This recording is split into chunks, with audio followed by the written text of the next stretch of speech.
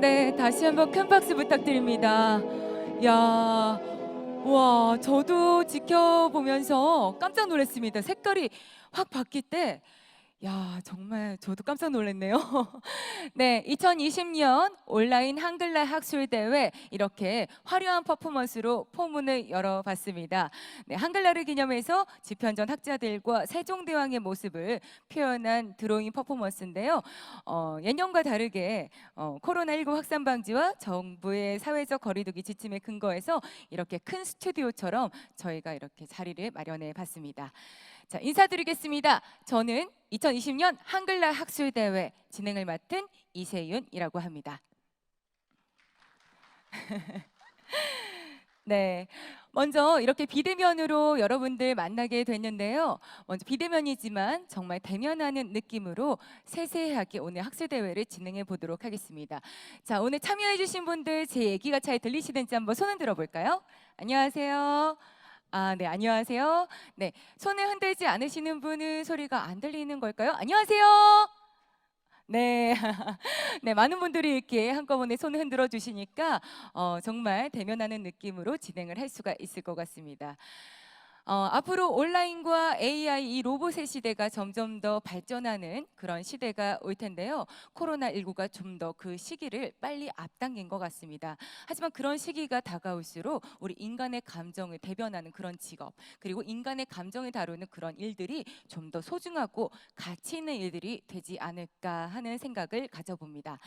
그런 의미에서 2020년 한글날 온라인 학술대회도 이 민족의 얼을 기리는 한글을 저희가 더 기리기 위해서 이 학술대회를 이어나가고 있습니다. 여러분께서는 끝까지 자리를 지켜주시면 감사하겠습니다.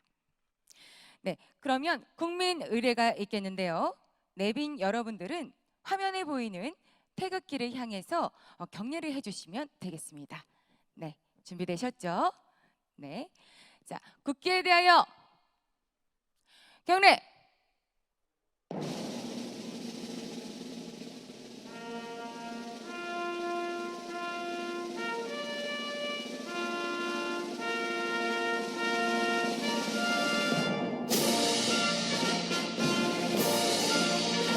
나는 자랑스러운 태극기 앞에 자유롭고 정의로운 대한민국의 무궁한 영광을 위하여 충성을 다할 것을 굳게 다짐합니다.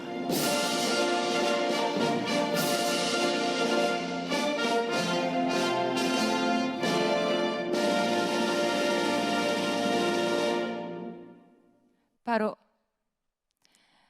네, 이렇게 해서 국기에 대하여 경례를 했습니다. 2020년 한글날 온라인 학술대회는 한글 문해력을 통해서 본 삶의 길이라는 주제로 진행이 되는데요. 그게 오전에 기조 강연과 오후에 각 분과별 발표 그리고 지역 분과 토론으로 진행이 됩니다. 행사 종료 시까지 뜨거운 성원 부탁드립니다. 그럼 개회사가 있겠는데요. 개회사는 여주 세종문화재단 이사장님의 개회 인사가 있겠습니다. 김진호 이사장님을 모시겠습니다. 큰 박수 부탁드립니다.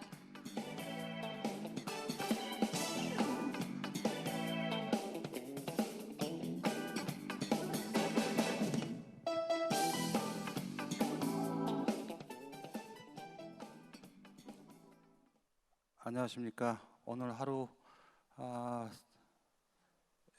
힘있게 토론에 하셔서 학술대의 어떤 유종의미를 거둬주길 감사를 드리겠습니다.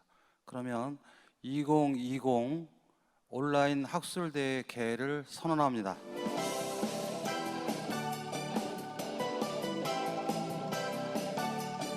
네, 큰 박수 부탁드립니다.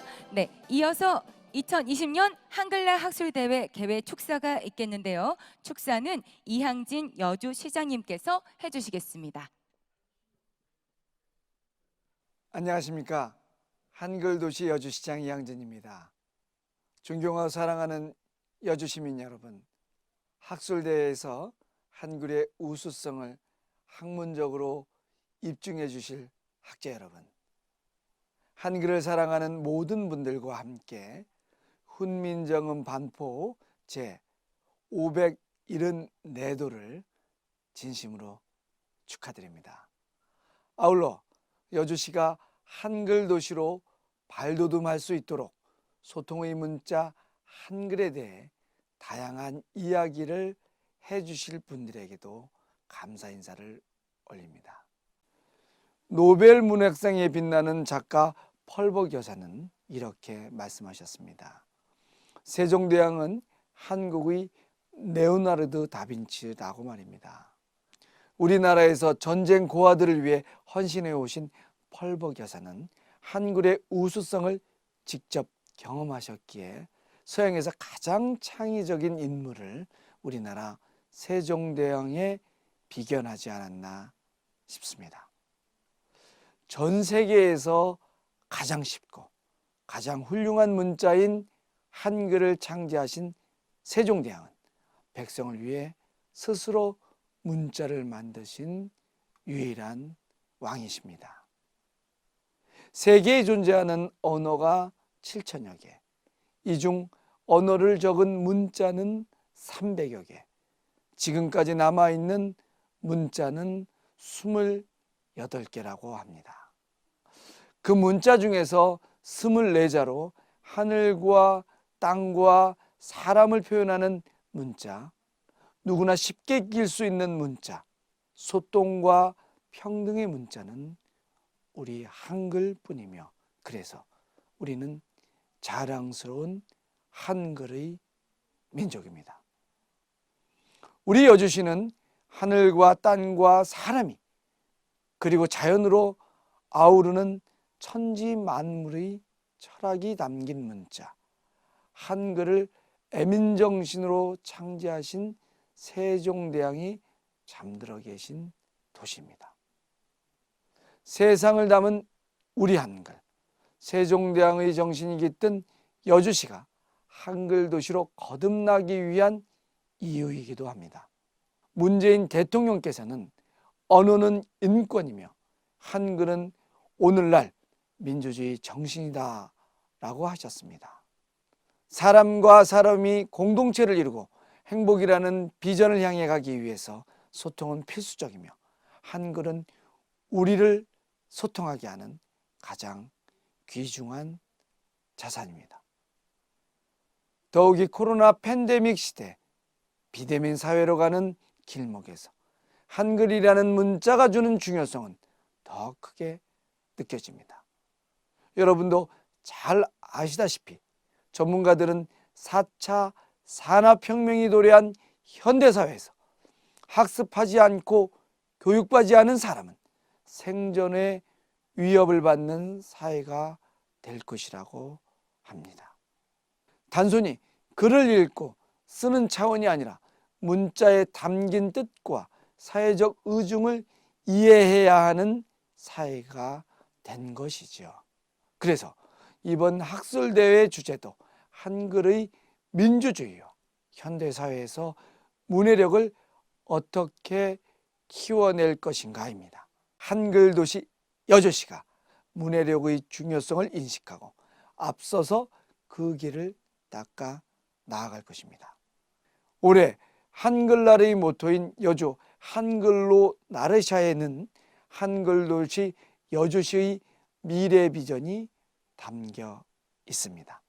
아무쪼록 오늘 학술대회가 그런 뜻을 담아내고 쉽게 익히고 듣고 쓸 수 있는 능력을 자연스럽게 길러주는 한글의 우수성을 다시 한번 입증하는 자리가 되기를 바랍니다. 우리 심의만 여주 시민과 저도 세상의 이치를 담아낸 한글 도시민으로서 위상을 높이는 데 열정과 성의를 다하겠습니다. 감사합니다.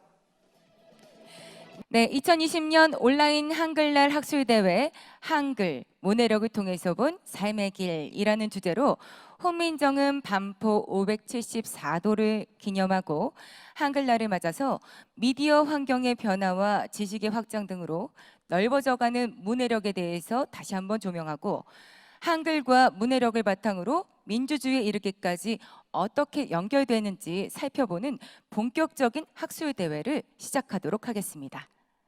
첫 순서로 문해, 민주주의 교육에 대한 김하수 전 연세대학교 국어국문학과 교수님의 기조 강연이 있겠습니다. 네, 김하수 전 연세대학교 교수님께서는 지금 마이크를 승인해 주시면 이렇게 소리가 들리실 겁니다. 네, 승인해 주세요. 예, 제가 있습니다. 아, 잘 네. 들리- 네, 잘 들립니다. 네, 그럼 지금부터 기조 강연을 첫 번째로 해주시겠습니다. 네, 그럼 곧 시작하겠습니다.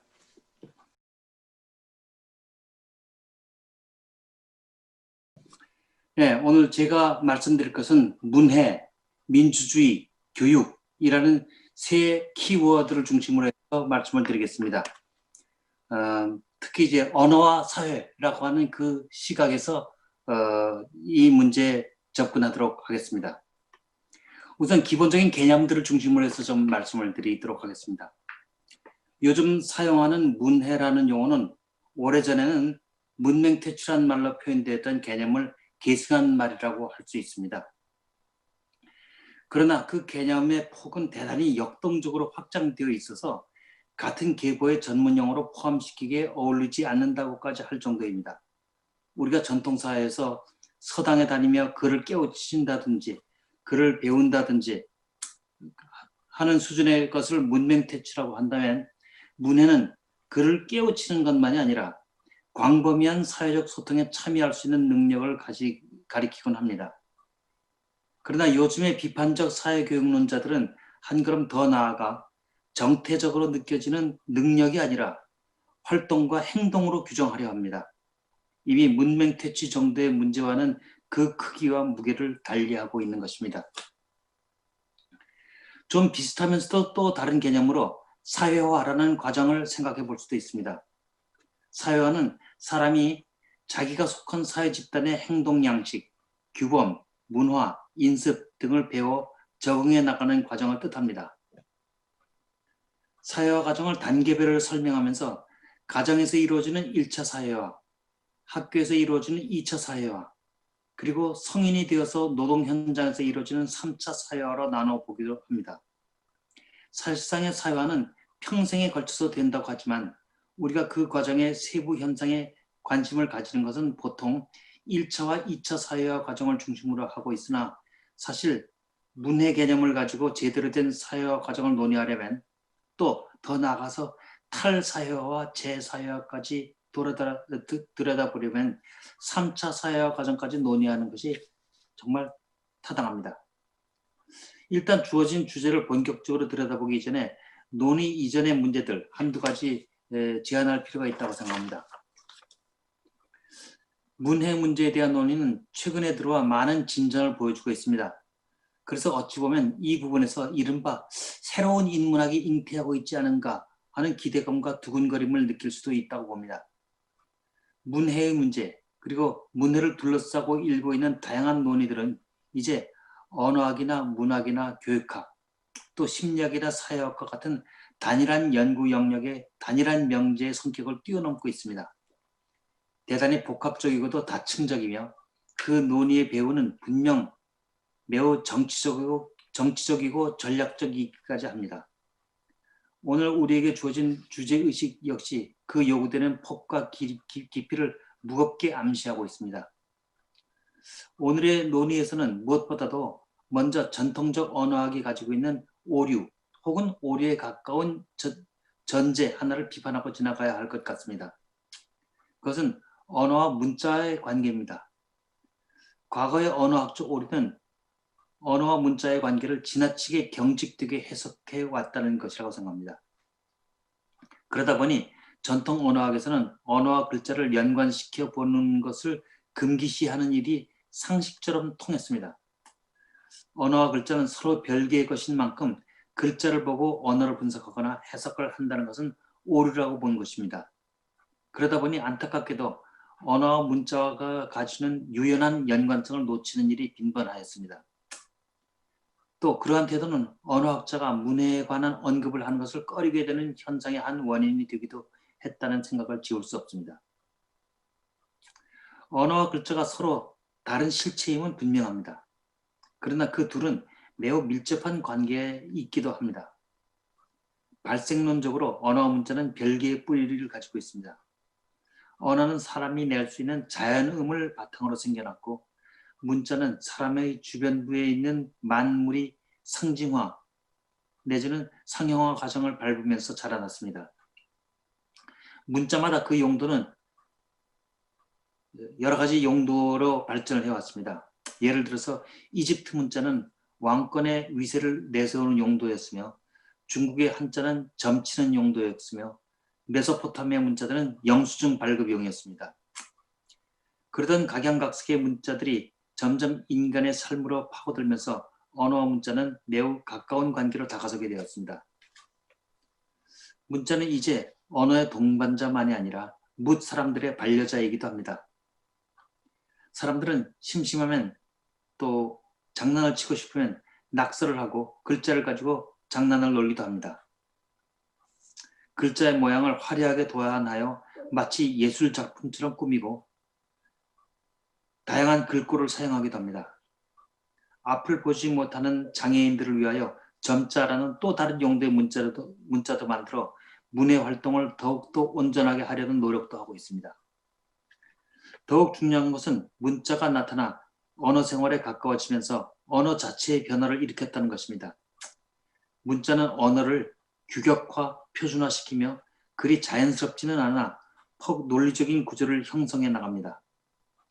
말은 현장성은 있으나 글은 그렇지 못한 대신 시간과 장소를 초월할 수 있는 힘이 있습니다. 그것을 바탕으로 한 글로 적힌 말은 어떠한 공간, 어떠한 시점에서도 타당한 문장을 만들어내는 기술을 발전시켜 새로운 언어 형식을 갖추게 되었습니다. 그리고 사람들은 그 언어 구조에 알맞게 주위 환경을 이해해 나가기 시작했습니다. 모든 현상을 행동의 주체와 그 행동의 대상으로 나누어 보기 시작했고, 우리를 나와 너 그리고 그 사람으로 갈라보기 시작했습니다. 이에 따라 이해관계의 농도도 달라졌습니다. 언어의 구성도 더욱 날카롭고 냉랭하여 구조적이 되어갔습니다. 우리는 이러한 말을 글말 혹은 문어 혹은 서면어 등이라고 하고, 문자와 무관하게 사용되는 언어를 인말, 구어 혹은 구두어라고 하게 되었습니다. 많은 언어는 자연스럽게 인말과 글말이라는 두 가지 용도를 가진 언어로 분화되어 발전했습니다. 그리고 태어나면서 어머니한테서는 인말을 배우고 자라서 학교에 다니면서 글말을 배우게 되었습니다. 곧 인말은 1차 사회화 과정에서, 글말은 2차 사회화 과정에서 습득하게 된 것입니다. 논의의 전기를 위하여 용어를 좀 더 점검해 보고자 합니다. 오늘 다룰 문제인 문해 개념은 아쉽게도 위에서 언급한 말의 문제에서 빗나가는 경우가 많습니다. 그러나 오늘의 발표에선 전반적으로 주제어를 구실을 하는 리트러시는 문해라는 말로 번역해서 사용하겠지만, 종종 맥락에 따라 말쓰임이라는 말과 글쓰임이라는 용어도 잠정적으로 사용하겠습니다. 이 말쓰임과 글쓰임의 과정은 언어적 사회화의 중요한 길목이라고 보기 때문입니다. 이제 우리가 속해 있다고 보는 산업사회 문해 문제로 들어가 보겠습니다. 지난날에는 사람들은 상당한 지식인이 아니라면, 달리 말해서 사회 지배계층에 속해 있거나 그들과 깊은 연구를 가진 삶을 살지 않았다면 일상생활에서 문자를 사용하지 않았습니다. 모든 사람들에게 글자를 깨우쳐 주려고 했던 것은 근대 사회에서 시민계층이 형성되면서부터입니다. 왜냐하면 근대 사회는 전근대 사회와는 아주 다른 사회적 소통 체계를 가지고 있었기 때문입니다. 전근대 사회는 계급과 신분으로 조직된 사회였습니다. 대부분의 소통은 계층 내, 신분 내에서 이루어졌습니다. 계층 간 소통은 주로 전통 풍습과 종교에 의해 매개되는 경우가 대부분이었습니다. 그래서 늘 마을과 집안의 어른들이나 종교 지도자들에 의해서 소통이 주도되어 갔습니다. 그들이 대부분의 사람들의 말쓰임을 주도해 나갔던 세력입니다. 이런 것이 근대사회에 이르러 시민사회가 형성되었고, 사회적 소통은 계층 내 소통에서 계급 간의 개별 소통으로 전환되기 시작했습니다.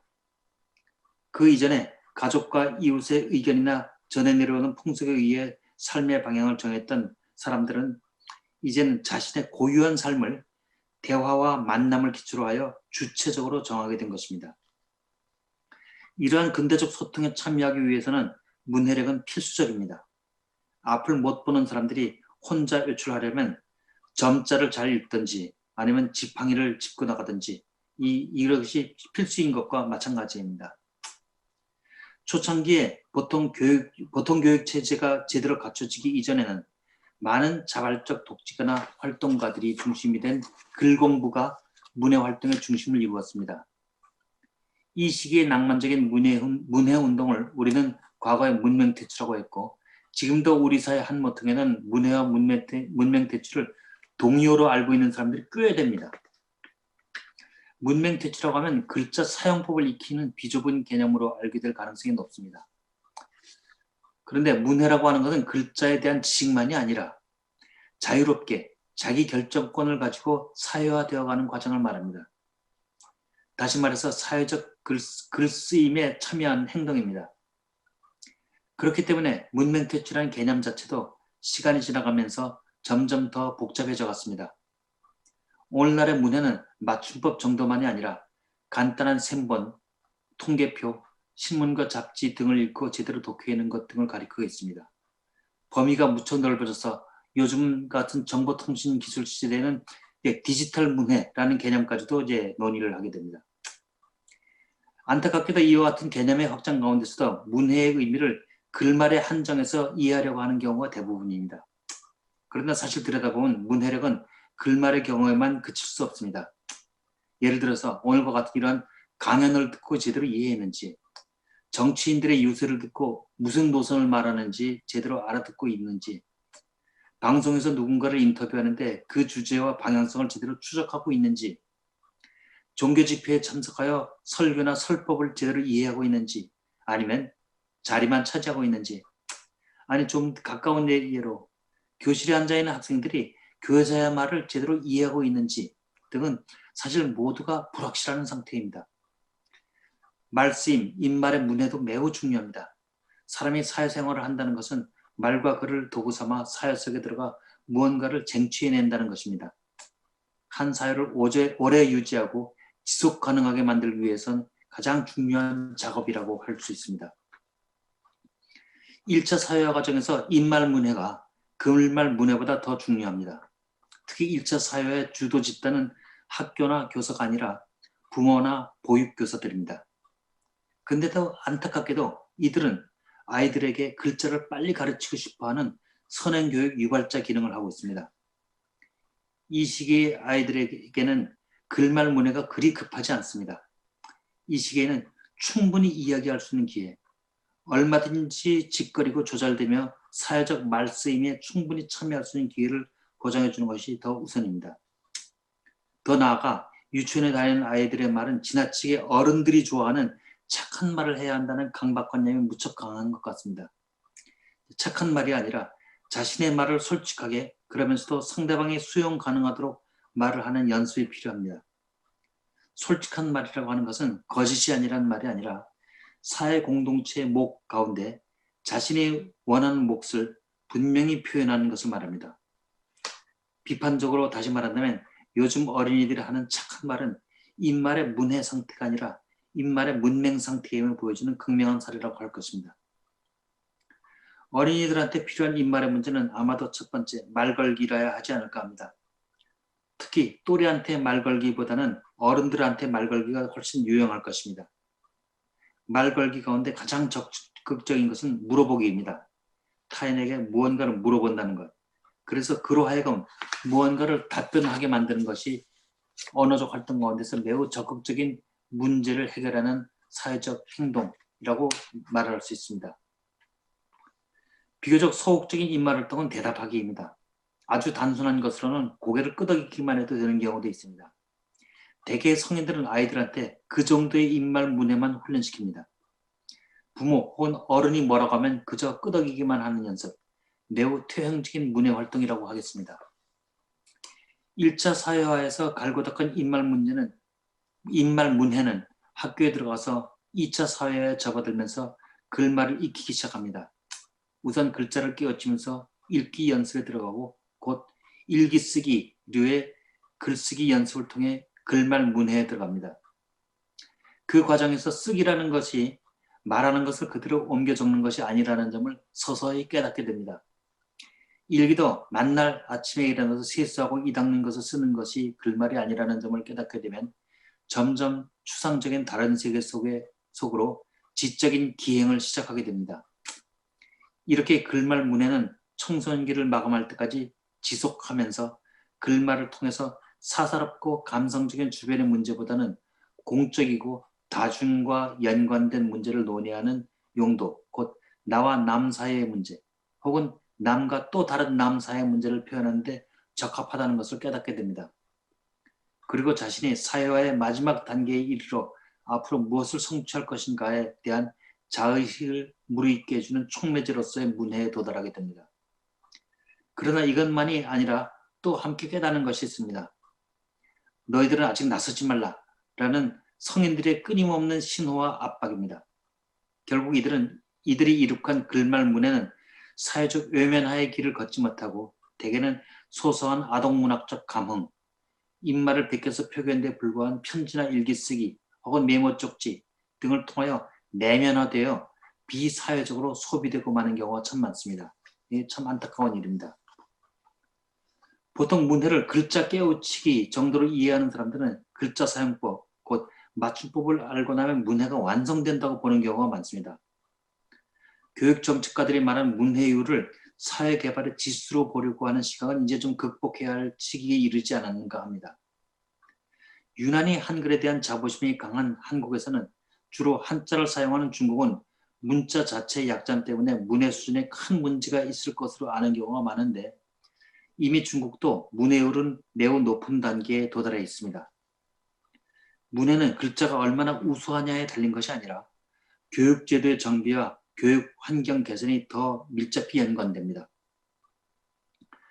오늘날은 전형적인 문맹은 거의 대부분의 지역에서 극복이 되어 있는 상태입니다. 아직도 낮은, 여기 오자가 하나 나옵니다.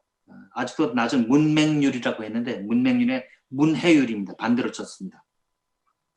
아직도 낮은 문해율을 보이는 곳은 글자 교육 문제 이전에 학교 시설이나 제도 교육 자체가 미비한 지역, 성차별이 심해서 여성 교육이 뒤진 곳, 빈곤으로 말미암아 취학률이 무척 낮은 것처럼 사회경제적 취약지구의 문제입니다. 그렇기 때문에 사회 발전을 위한 문해 문제를 다루려면 말쓰임과 글쓰임을 방해하는 질곡이 무엇인지를 선제적으로 파악하고 나가야지 할 것입니다. 종종 선진국에서 뜻밖의 그리 높지 않은 문해율을 보일 때가 있습니다. 그런데 이것은 그 사회 교육제도의 문제라기보다 깊숙이 들어가 볼 것 같으면 그 사회 이주에 들어가는 이주 노동자들의 문해 통계에 끼치는 부정적인 영향이 상당히 큰 경우가 많습니다. 예를 들어서 국민의 문해율 자체 수치보다도 빈부 차이가 반영된 문해율, 또 성별 차이가 반영된 문해율 등에 주목을 해야지 됩니다. 아무리 문해율이 높다 하더라도 빈부 차이, 성별, 지역별 차이, 인종 차이 등의 편차가 나타난다면 이는 당연히 건강하지 못한 사회임에 틀림이 없을 것입니다. 사실 한국 사회의 높은 문해율은 극성스러운 교육열, 그리고 글깨침을 중요시하는 전통의 영향, 그리고 쓰기 좋은 글자를 가지고 있다는 덕도 있지만 문해율을 끌어내리기 쉬운 외국 이주민과 그 자녀들이 없거나 적다는 것, 또 성차별과 신앙차별을 통해 배움의 기회를 빼앗는 종교가 사실상 없다는 것 등의 영향이 크지 않을까 하는 생각입니다. 이제는 우리가 지금 몸담고 있는 산업사회 문해를 한번 더 깊숙이 들어가 보겠습니다. 전 근대사회에서는 토지 소유 관계가 해당 사회를 긴장시키는 경우가 참 많았습니다. 그러나 산업사회에는 그 긴장이 주로 기업과 노동자, 다시 말해서 자본과 노동 사이에서 자꾸 발생합니다. 그만큼 사회적 이익을 누가 더 점유하느냐 하는 문제를 두고 두 집단이 가장 첨예하게 대립적인 위치에 놓이게 되기 때문입니다. 이러한 긴장 관계는 당연히 일상생활이나 각종 사회적 행위에 표출해서 일정한 현상을 불러오게 마련입니다. 특히 문해 문제와 연결시킬 수 있는 쟁점 가운데 하나가 1950년대 말에서 1960년대 초에 이르는 기간에 발표되어 주로 유럽 사회에서 많은 관심을 받아냈던 영국의 교육자 번스타인의 부호 이론, 코드 세어리입니다. 번스타인의 관찰에 의하면 말을 배우고 사용하는 태도가 영국의 중산층 집안의 자녀들과 노동자층 자녀들 사이에 뚜렷한 차이가 있다는 것입니다. 중산층 자녀들은 문법을 정확하게 잘 지키며 어휘도 다양하게 사용하고 영문법의 핵심이라고 할 수 있는 대명사 용법도 정확했으며 의미의 변별력도 분명했습니다. 이에 반하여 노동자층 아이들은 말을 하면서 생략하는 부분이 많았으며 특별히 자주 사용하는 단어들이 있었고 따라서 어휘 사용이 다양하지 못한 편이었으며 후속 문장에서 대명사로 받아내지 않고 그냥 명사를 반복해서 쓰는 경우가 많았다고 합니다. 번스타인은 중산층 아이들의 말을 세련된 부호라고 명명했고 노동자층 아이들의 말을 제한된 부호라고 일컬었습니다. 번스타인이 지적한 문제는 이렇게 언어가 계층화되었다는 현상 발견에 그치지 않았습니다. 자연스럽게 그 후속 문제가 나타난 것입니다. 근대 사회의 교육은 원칙적으로 계층 중립적입니다. 물론 부유층이나 귀족 출신 자녀들이 다니는 학교가 따로 있을 수는 있지만 일단 공립학교, 공교육을 수행하는 공립학교에서는 똑같은 교실의 아이들을 배치하고 공통된 교육과정을 함께 거쳐나가게 되었고 배운 것을 전문적인 평가 방법에 의하여 측정하며 공정하고 과학적인 방법으로 이 학생의 상급 학교 진학을 허락할 것인가를 결정하는 구조입니다. 근데 번스타인에 의하면 교사의 언어는 중산층 아이들과 마찬가지로 세련된 언어를 사용하고 있으며 노동자층 아이들의 언어는 교사와 다른 것이라고 결론을 내렸으니 과연 공교육은 공정한가 하는 물음이 뒤따르지 않을 수 없었습니다. 다시 말하면 노동자층 아이들은 교사가 무슨 말을 하는지 잘 못 알아들었을 수가 있었다는 것입니다. 이게 어찌 공공의 교육이라고 할 수 있겠습니까? 오랜 기간의 논쟁과 현장 연구를 통해 이 문제는 현실 공교육의 취약성을 드러내는 사회구조적인 문제로 의견을 모아갔습니다. 특히 문해교육이 학교만의 힘으로는 해결이 어렵다는 것, 가정환경에서의 격차가 여간에서는 만회하기 어려운 간극을 만들어준다는 것 등이 확인되었을 뿐 그 공교육은 지금까지 그냥 계속되고 있습니다. 물론 그 과정에서 여러 가지 개혁이 있었지만 그 근본적인 구조는 어쩔 수 없었습니다. 오히려 그 이후에 닥친 신자유주의 정책이라든지 하는 것이 더 심해진 외국인 노동자 유입 등은 유럽의 상황을 정말 어렵게 만들어 왔습니다. 자, 이제는 이제 후기 산업사회에 들어갑니다. 그리고 정보통신기술을 우린 가지게 됩니다. 자, 20세기 말부터 세계는 또 다른 단계로 진입해 들어가고 있음은 점점 명확해지고 있습니다. 코로나19에 시달리는 지금의 모습 역시 산업사의 절정기가 지나가 버린 후기 산업사회의 전형을 적나라하게 보여주고 있습니다. 제조업 중심의 산업사회에서 금융지배사회로 들어선 지 꽤 지난 지금 코로나 바이러스는 느닷없이 산업의 중요성이 얼마나 중요했는지를 처절히 느끼게 해줍니다. 제조업은 후진 지역으로 물려주고 이제는 공해가 없는 서비스업이 주종이라고 했는데 갑자기 비대면 문화가 강조되고 온갖 서비스업이 날벼락을 맞아버렸습니다. 그러나 비슷한 논리로 발전의 계기를 맞았던 정보산업은 비대면 문화의 덕을 당분간은 톡톡히 볼 전망입니다. 뿐만 아니라 미래를 향한 일종의 대한경제와 대한문화의 산실 역할을 해야 하지 않을까 하는 기대와 또 한편으로 불안을 동시에 가지게 됩니다. 이번에 코로나19로 알게 된 중요한 사실은 비대면 소통이 대학사회에서도 평범한 일상이 되어갈 가능성이 퍽 높다는 것입니다. 수업 시간이 줄어들고 비대면 강의로 비용 변상을 요구하는 학생들의 요구가 높아지는 것도 또 다른 후속 논란을 예고해 주는 듯합니다. 오늘 우리가 하는 것처럼 화상을 통하여 강의를 들었으면 앞으로 그 영상은 학교 울타리를 매우 쉽게 넘어 전파될 가능성이 더 커집니다. 우수한 강의 영상은 그것들의 가치를 인정받겠지만 우수하지 못하거나 오래전 영상을 적당히 짜깁기 하거나 반복하는 영상은 학습자들한테 여지없이 냉정한 평가를 받게 될 것입니다. 이 과정에서 디지털 문해 수준 역시 매우 고도화되어 나갈 것입니다. 정보기술이 등장하여 새로운 연결망을 일으키는 이후 언어는 또 한 번 자기 변신을 시작했습니다. 전통적인 인말과 글말의 구분이 모호해지고 있습니다. 종종 함께 뒤섞이기 시작했습니다. 곧 디지털 문화에서는 인말이 글말처럼 사용되고 글말이 인말처럼 사용되는 언어적 빅뱅이 일어나고 있습니다. 뿐만 아니라 틀린 표기와 맞는 표기가 적절히 섞이기만 하면 그것 역시 볼만한 메시지가 되기도 합니다. 과거의 언어적 분업이 새로운 분업으로 재조정되는 듯한 느낌입니다. 과거에는 감성적이고 사적인 내용은 인말로 표현하고 글말은 공적인 부분을 담당했습니다. 그러나 지금의 디지털 글말과 인말은 공과 사를 자유로이 넘나듭니다.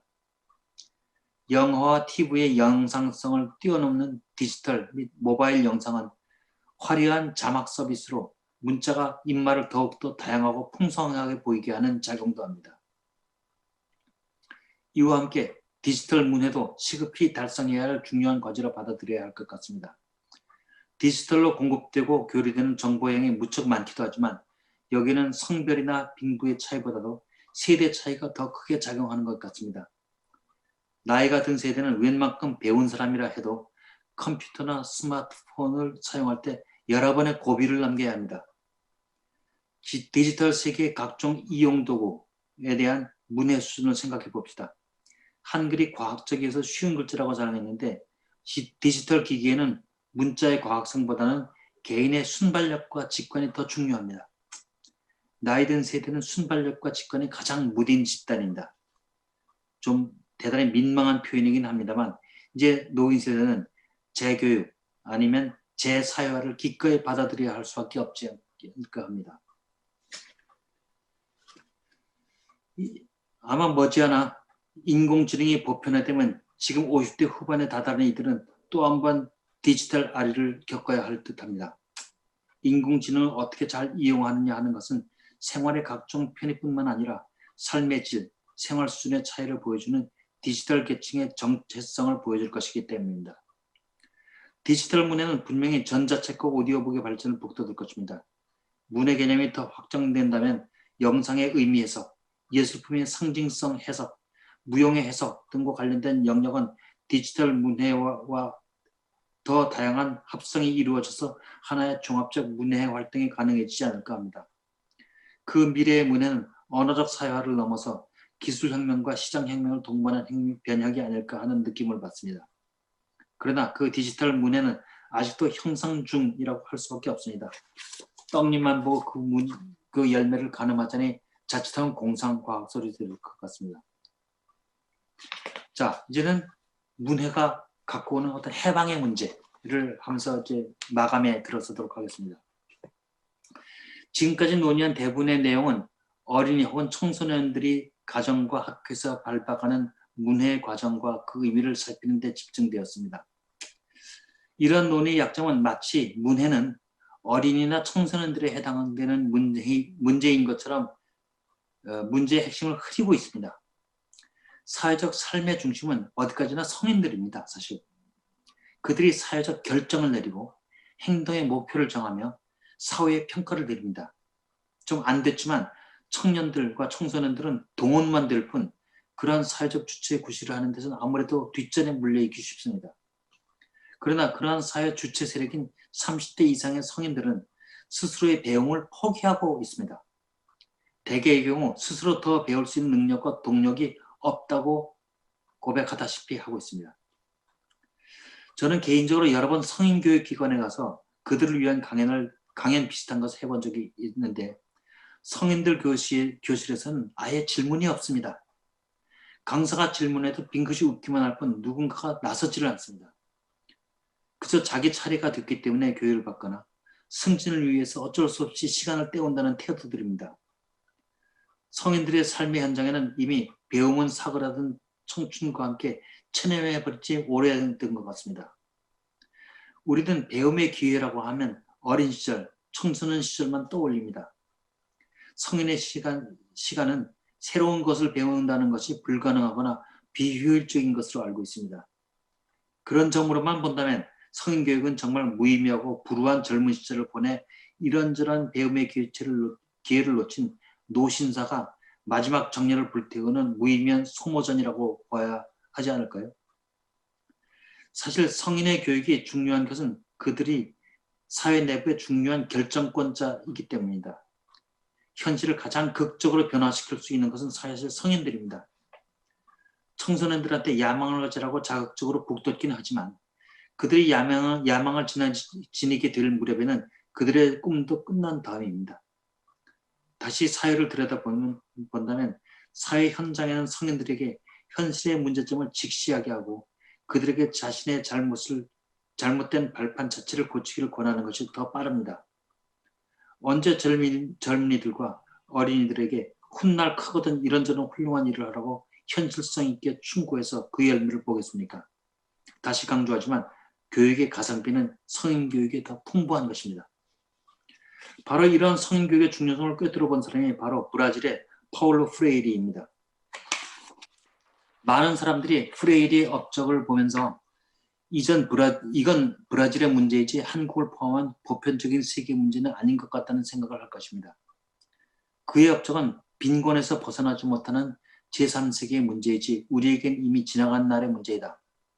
우리는 한글 덕에 이러한 것들은 옛날에 다 극복했다 하며 굳이 관심을 보이지 않는 경우가 많습니다. 프레이리는 빈민교육을 통해서 인도적 교육자로서 또 비판적 교육자로서 크게 알려져 있지만 그의 공헌 가운데 주목할 만한 것은 빈곤과 무지 그리고 체념에 빠졌던 성인들을 각성시켰다는 점입니다. 그가 행한 문맹 퇴치 작업은 글자만을 가르친 것이 아닙니다.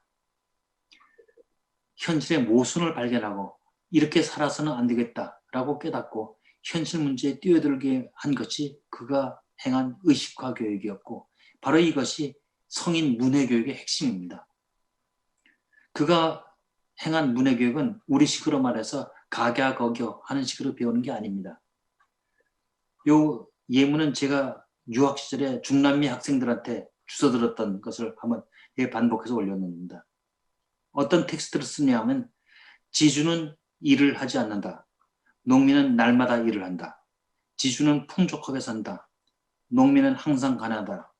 지주의 아들은 대학에 간다. 농민의 아들은 학교에 가지 못한다. 하는 식으로 일종의 대구법 같은 걸 통하여 글자를 배우되 동시에 세상을 배우게 합니다. 그리고 왜 빈농으로 천대받고 살게 되었는지를 깨닫는 과정이 동시에 문해 과정이었으며 이것이 또 하나의 언어적 사회화였던 것입니다. 사실 많은 성인교육 과정은 성인들로 하여금 배움을 완전하게 체념하게 하는 과정으로서만 악용되고 있습니다. 마치 일부러 그러는 듯 수준을 낮추어 운영하고 있으며 열심히 질문하고 숙지를 해봐야 삶의 전망을 보여주지 않습니다. 그냥 여가선용이나 하라는 듯한 성인 강조로는 아무런 효과도 거둘 수가 없습니다. 진정한 수준 높은 문해교육을 실시해야 합니다. 모범적인 신문기사를 써보게 해야 하고 기존 신문기사에 대한 비판도 해보게 하고 좋은 글들을 공개리에 포상과 표창도 하여 개인의 삶의 질과 사회의 질을 함께 높여야 효과가 있을 것입니다. 행정 시스템도 가르쳐서 서로 돌아가며 일일 공무원 생활도 해보며 공무원의 애환도 느껴보고 행정과 주민의 삶이 얼마나 밀착되어야 하는지도 깨달을 수 있을 것입니다. 이렇게 성인교육 프로그램은 한정없이 다양하게 만들어 볼 수 있습니다. 프레일의 문해교육과 활동을 통하여 제3세계 해방이라는 꿈을 꾸었습니다. 군사정부의 치하에서 고생하던 제3세계는 그 후에 대부분 민주화를 이뤘으나 프레이리가 꿈꿨던 사회적 해방을 충분히 맛보지는 못했습니다. 군사정부의 형식을 민간정부로 바꾼 데 만족을 하고 스스로 이뤄졌던 문해교육을 더 발전시키지 못했기 때문입니다. 프레이리의 교육의 해방적 요소는 성인교육에 있습니다. 그 발판을 활용하여 앞으로 평생교육 프로그램을 더 잘 발전시키는 사회가 그가 창안한 문해활동의 열매를 먼저 수확하지 않을까 하는 생각입니다. 자, 한 걸음 더 좀 나가 봅시다. 이제 국제적 연대와 인권, 이제 우리 한국만이 아니라 전 세계가 세계화되어 버렸습니다. 따라서 이제 국경선 너머 문제도 한번 이제 다뤄봐야 될 것 같습니다. 자, 전 근대사회는 이미 사라진 지 오래되고 그 흔적만 아직 낡은 성차별과 같은 인순망에 영향을 남겨놓고 있습니다. 그리고 산업사회의 앞날도 어찌 될지 섣부른 진단 내리기가 어렵습니다. 후기 산업사회, 정보통신사회는 우리 현실을 지배하고는 있으나 모든 문제에 대한 해법을 가지고 있는지는 저기 불안한 부분이 적잖이 눈에 띕니다. 그런 가운데 우리는 어느새 세계화되어 버렸습니다. 세계 각국의 상품을 직구하는 재미, 싸구려 저가 항공으로 외국 여행을 하는 재미 같은 것을 쏠쏠하게 즐기다가 이제 단 한 종류의 바이러스한테 전 세계가 동시적으로 당하면서 우왕좌왕하는 모습을 보니 우리 모두 이미 한 웅덩이 안에 파묻혀 있구나 하는 생각을 하게 됩니다. 우리의 세계화는 저가 항공만으로 증명된 것이 아닙니다. 곳곳에 볼 수 있는 외국인 노동자들을 보고도 충분히 알 수 있습니다.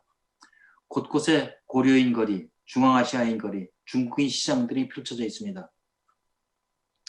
그리고 서로 자신의 코앞의 문제에 매달리고 사는 과정에서 우리는 우리 속의 외국인 이웃들이 어떤 문해 활동을 하고 있는지 모른 채 참으로 무심하게 지내왔습니다.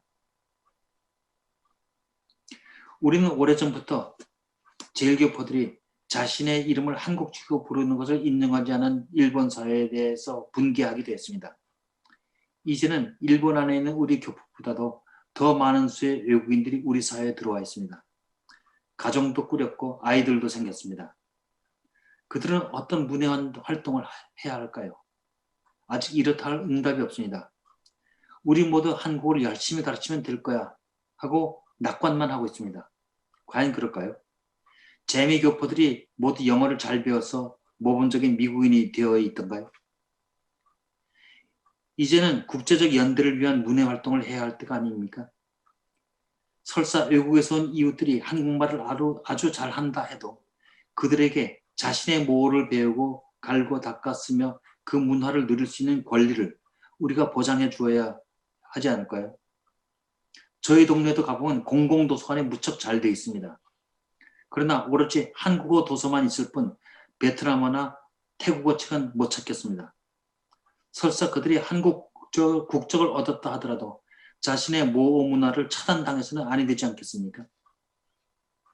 문해는 깨우침의 문제이면서 인도적인 사안이기도 하고 해방의 문제이기도 했지만 이제는 국제적 연대의 문제이며 인권의 문제이기도 합니다.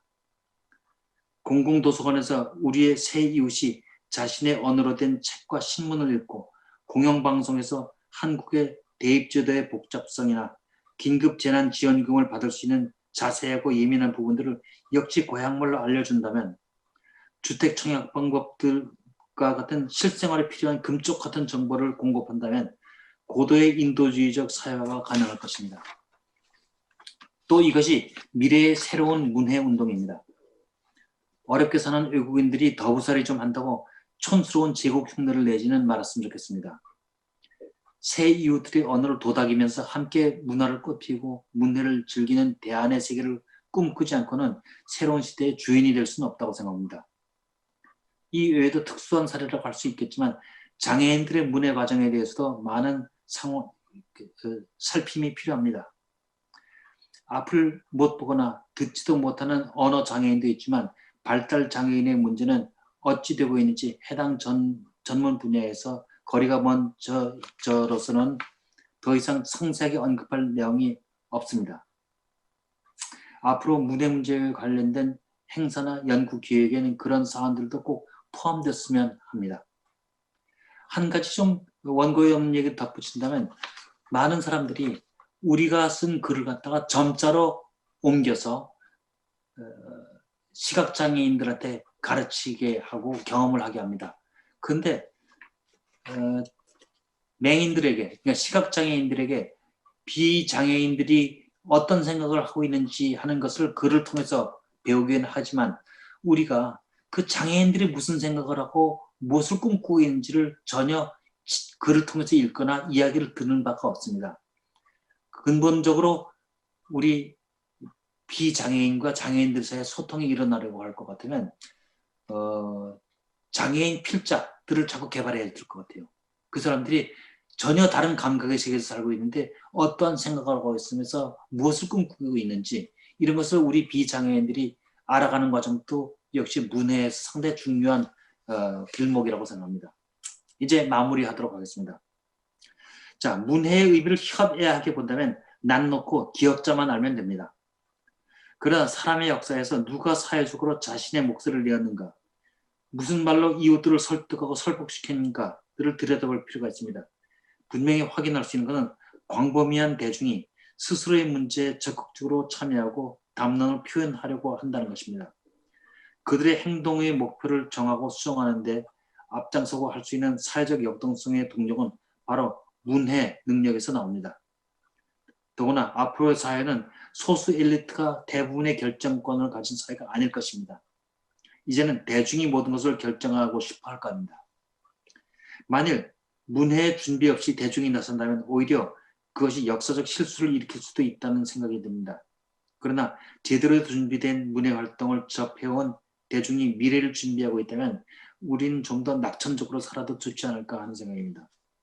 우리의 미래는 이 문해와 평생교육이 서로 얽혀서 새로운 사회적 패러다임, 소통과 문해의 세계를 그려봐야 할 것입니다. 오늘과 같은 이 한글날에 우리가 되새겨야 될 문해 문제를 좀 새로운 의미에서 또 새로운 각도에서 살펴보도록 노력을 했습니다. 이상입니다. 감사합니다. 네. 이렇게 문해의 의미를 다양한 시각에서 자세하게 말씀을 해 주셨습니다. 다시 한번 문해, 민주주의 교육에 대해서 강연을 해주신 김하수 전 연세대학교 국어국문학과 교수님께 다시 한번 감사의 박수를 부탁드립니다.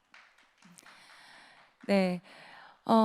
미디어가 발달하면서 이 대중들의 의견이 좀 더 커지는 그런 시대가 됐죠. 그래서 이 대중들이 사용하는 이 문자, 그리고 언어, 한글, 그리고 문해력이 무엇보다 그 사회의 원동력, 그 사회의 어떤 질을 결정하는 원동력이 되지 않나 이런 생각을 한번 해보게 됐습니다. 다음은 민주주의로 가는 길에 대한 최경봉 원광대학교 교수님의 기조 강연을 듣겠습니다. 큰 박수 부탁드립니다.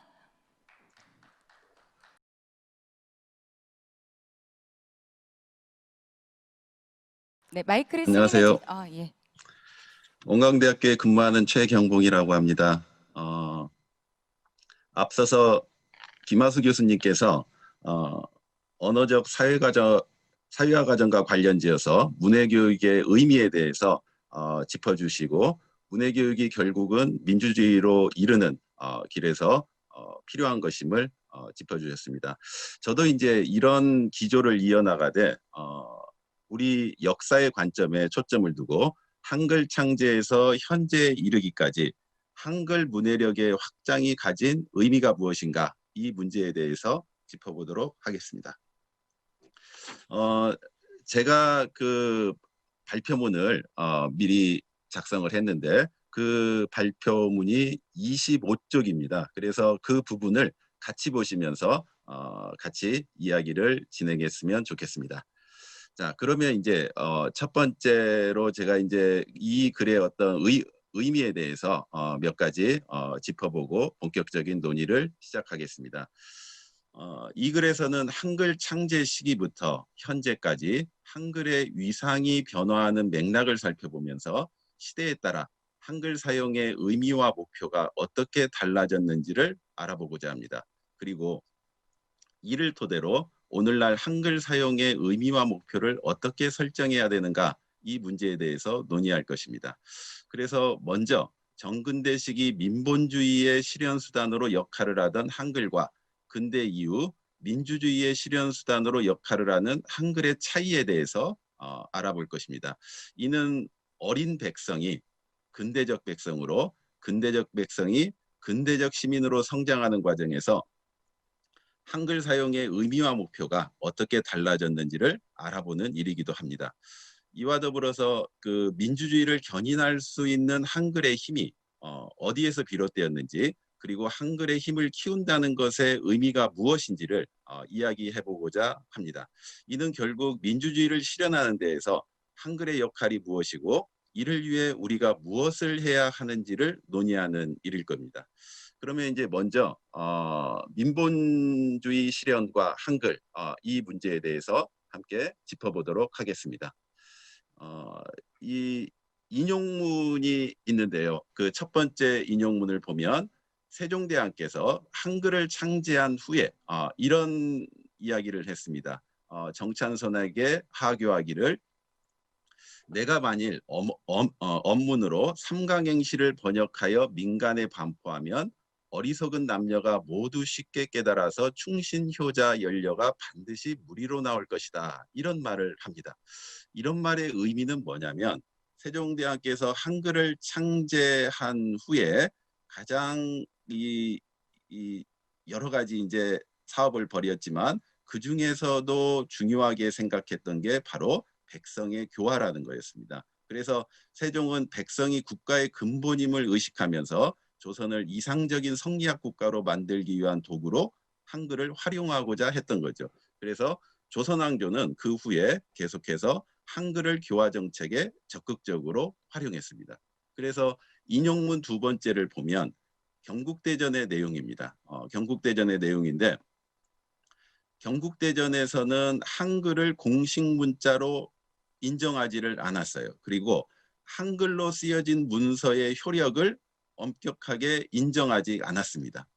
그런데 경국대전에서 특별하게 이 강조를 한 게 삼강행시를 언문으로 번역하여 부녀자, 어린아이들을 가르치고 이해하게 하고 그걸 잘하는 사람한테는 상을 준다. 이런 이야기를 하고 있습니다. 그래서 이런 사안에서 주목할 점은 조선왕조가 한글을 공식적인 문자로 인정하지 않으면서도 한글을 국가 이념인 유교 사상의 전파 도구로 활용했다는 사실입니다. 이처럼 한글 보급에 나타나는 양면성이죠. 그러니까 이것은 성리학적 이념 사회를 구축하는 동시에 동문동괴 같은 글을 쓰고 같은 수레바퀴라는 것은 이제 중화 문명의 질서를 상징적으로 표현하는 말입니다. 그래서 동문동괴로 상징되는 중화 문명의 질서에 편입하고자 했던 조선왕조의 목표. 그러나 또 한편으로는 성리학적 이념 사회를 구축해야 됐던 거죠. 그래서 조선왕조는 전 백성을 아우르는 성리학적 이념 사회를 구축하기 위해 배우기 쉬운 한글을 활용해야 했고 중화 문명의 질서에 편입되기 위해서는 한자와 한문에 기반한 공적 소통 체계를 확립해야 했다. 그런데 이러한 과정에서도 한글의 쓰임이 확대되다 보니까 한글은 실질적으로는 공적 소통 체계에 포함되게 된 거죠. 그래서 이러한 변화는 백성이 이제 일방적으로 명령을 받는 대상이 아니라 설득해야 될 대상이 되었다. 이걸 이제 의미하게 됩니다. 그래서 인용문 세 번째를 보면 임금이 내리는 유지를 한문과 언문으로 베껴서 공지하라 라는 이제 명령을 내리게 됩니다. 정조께서.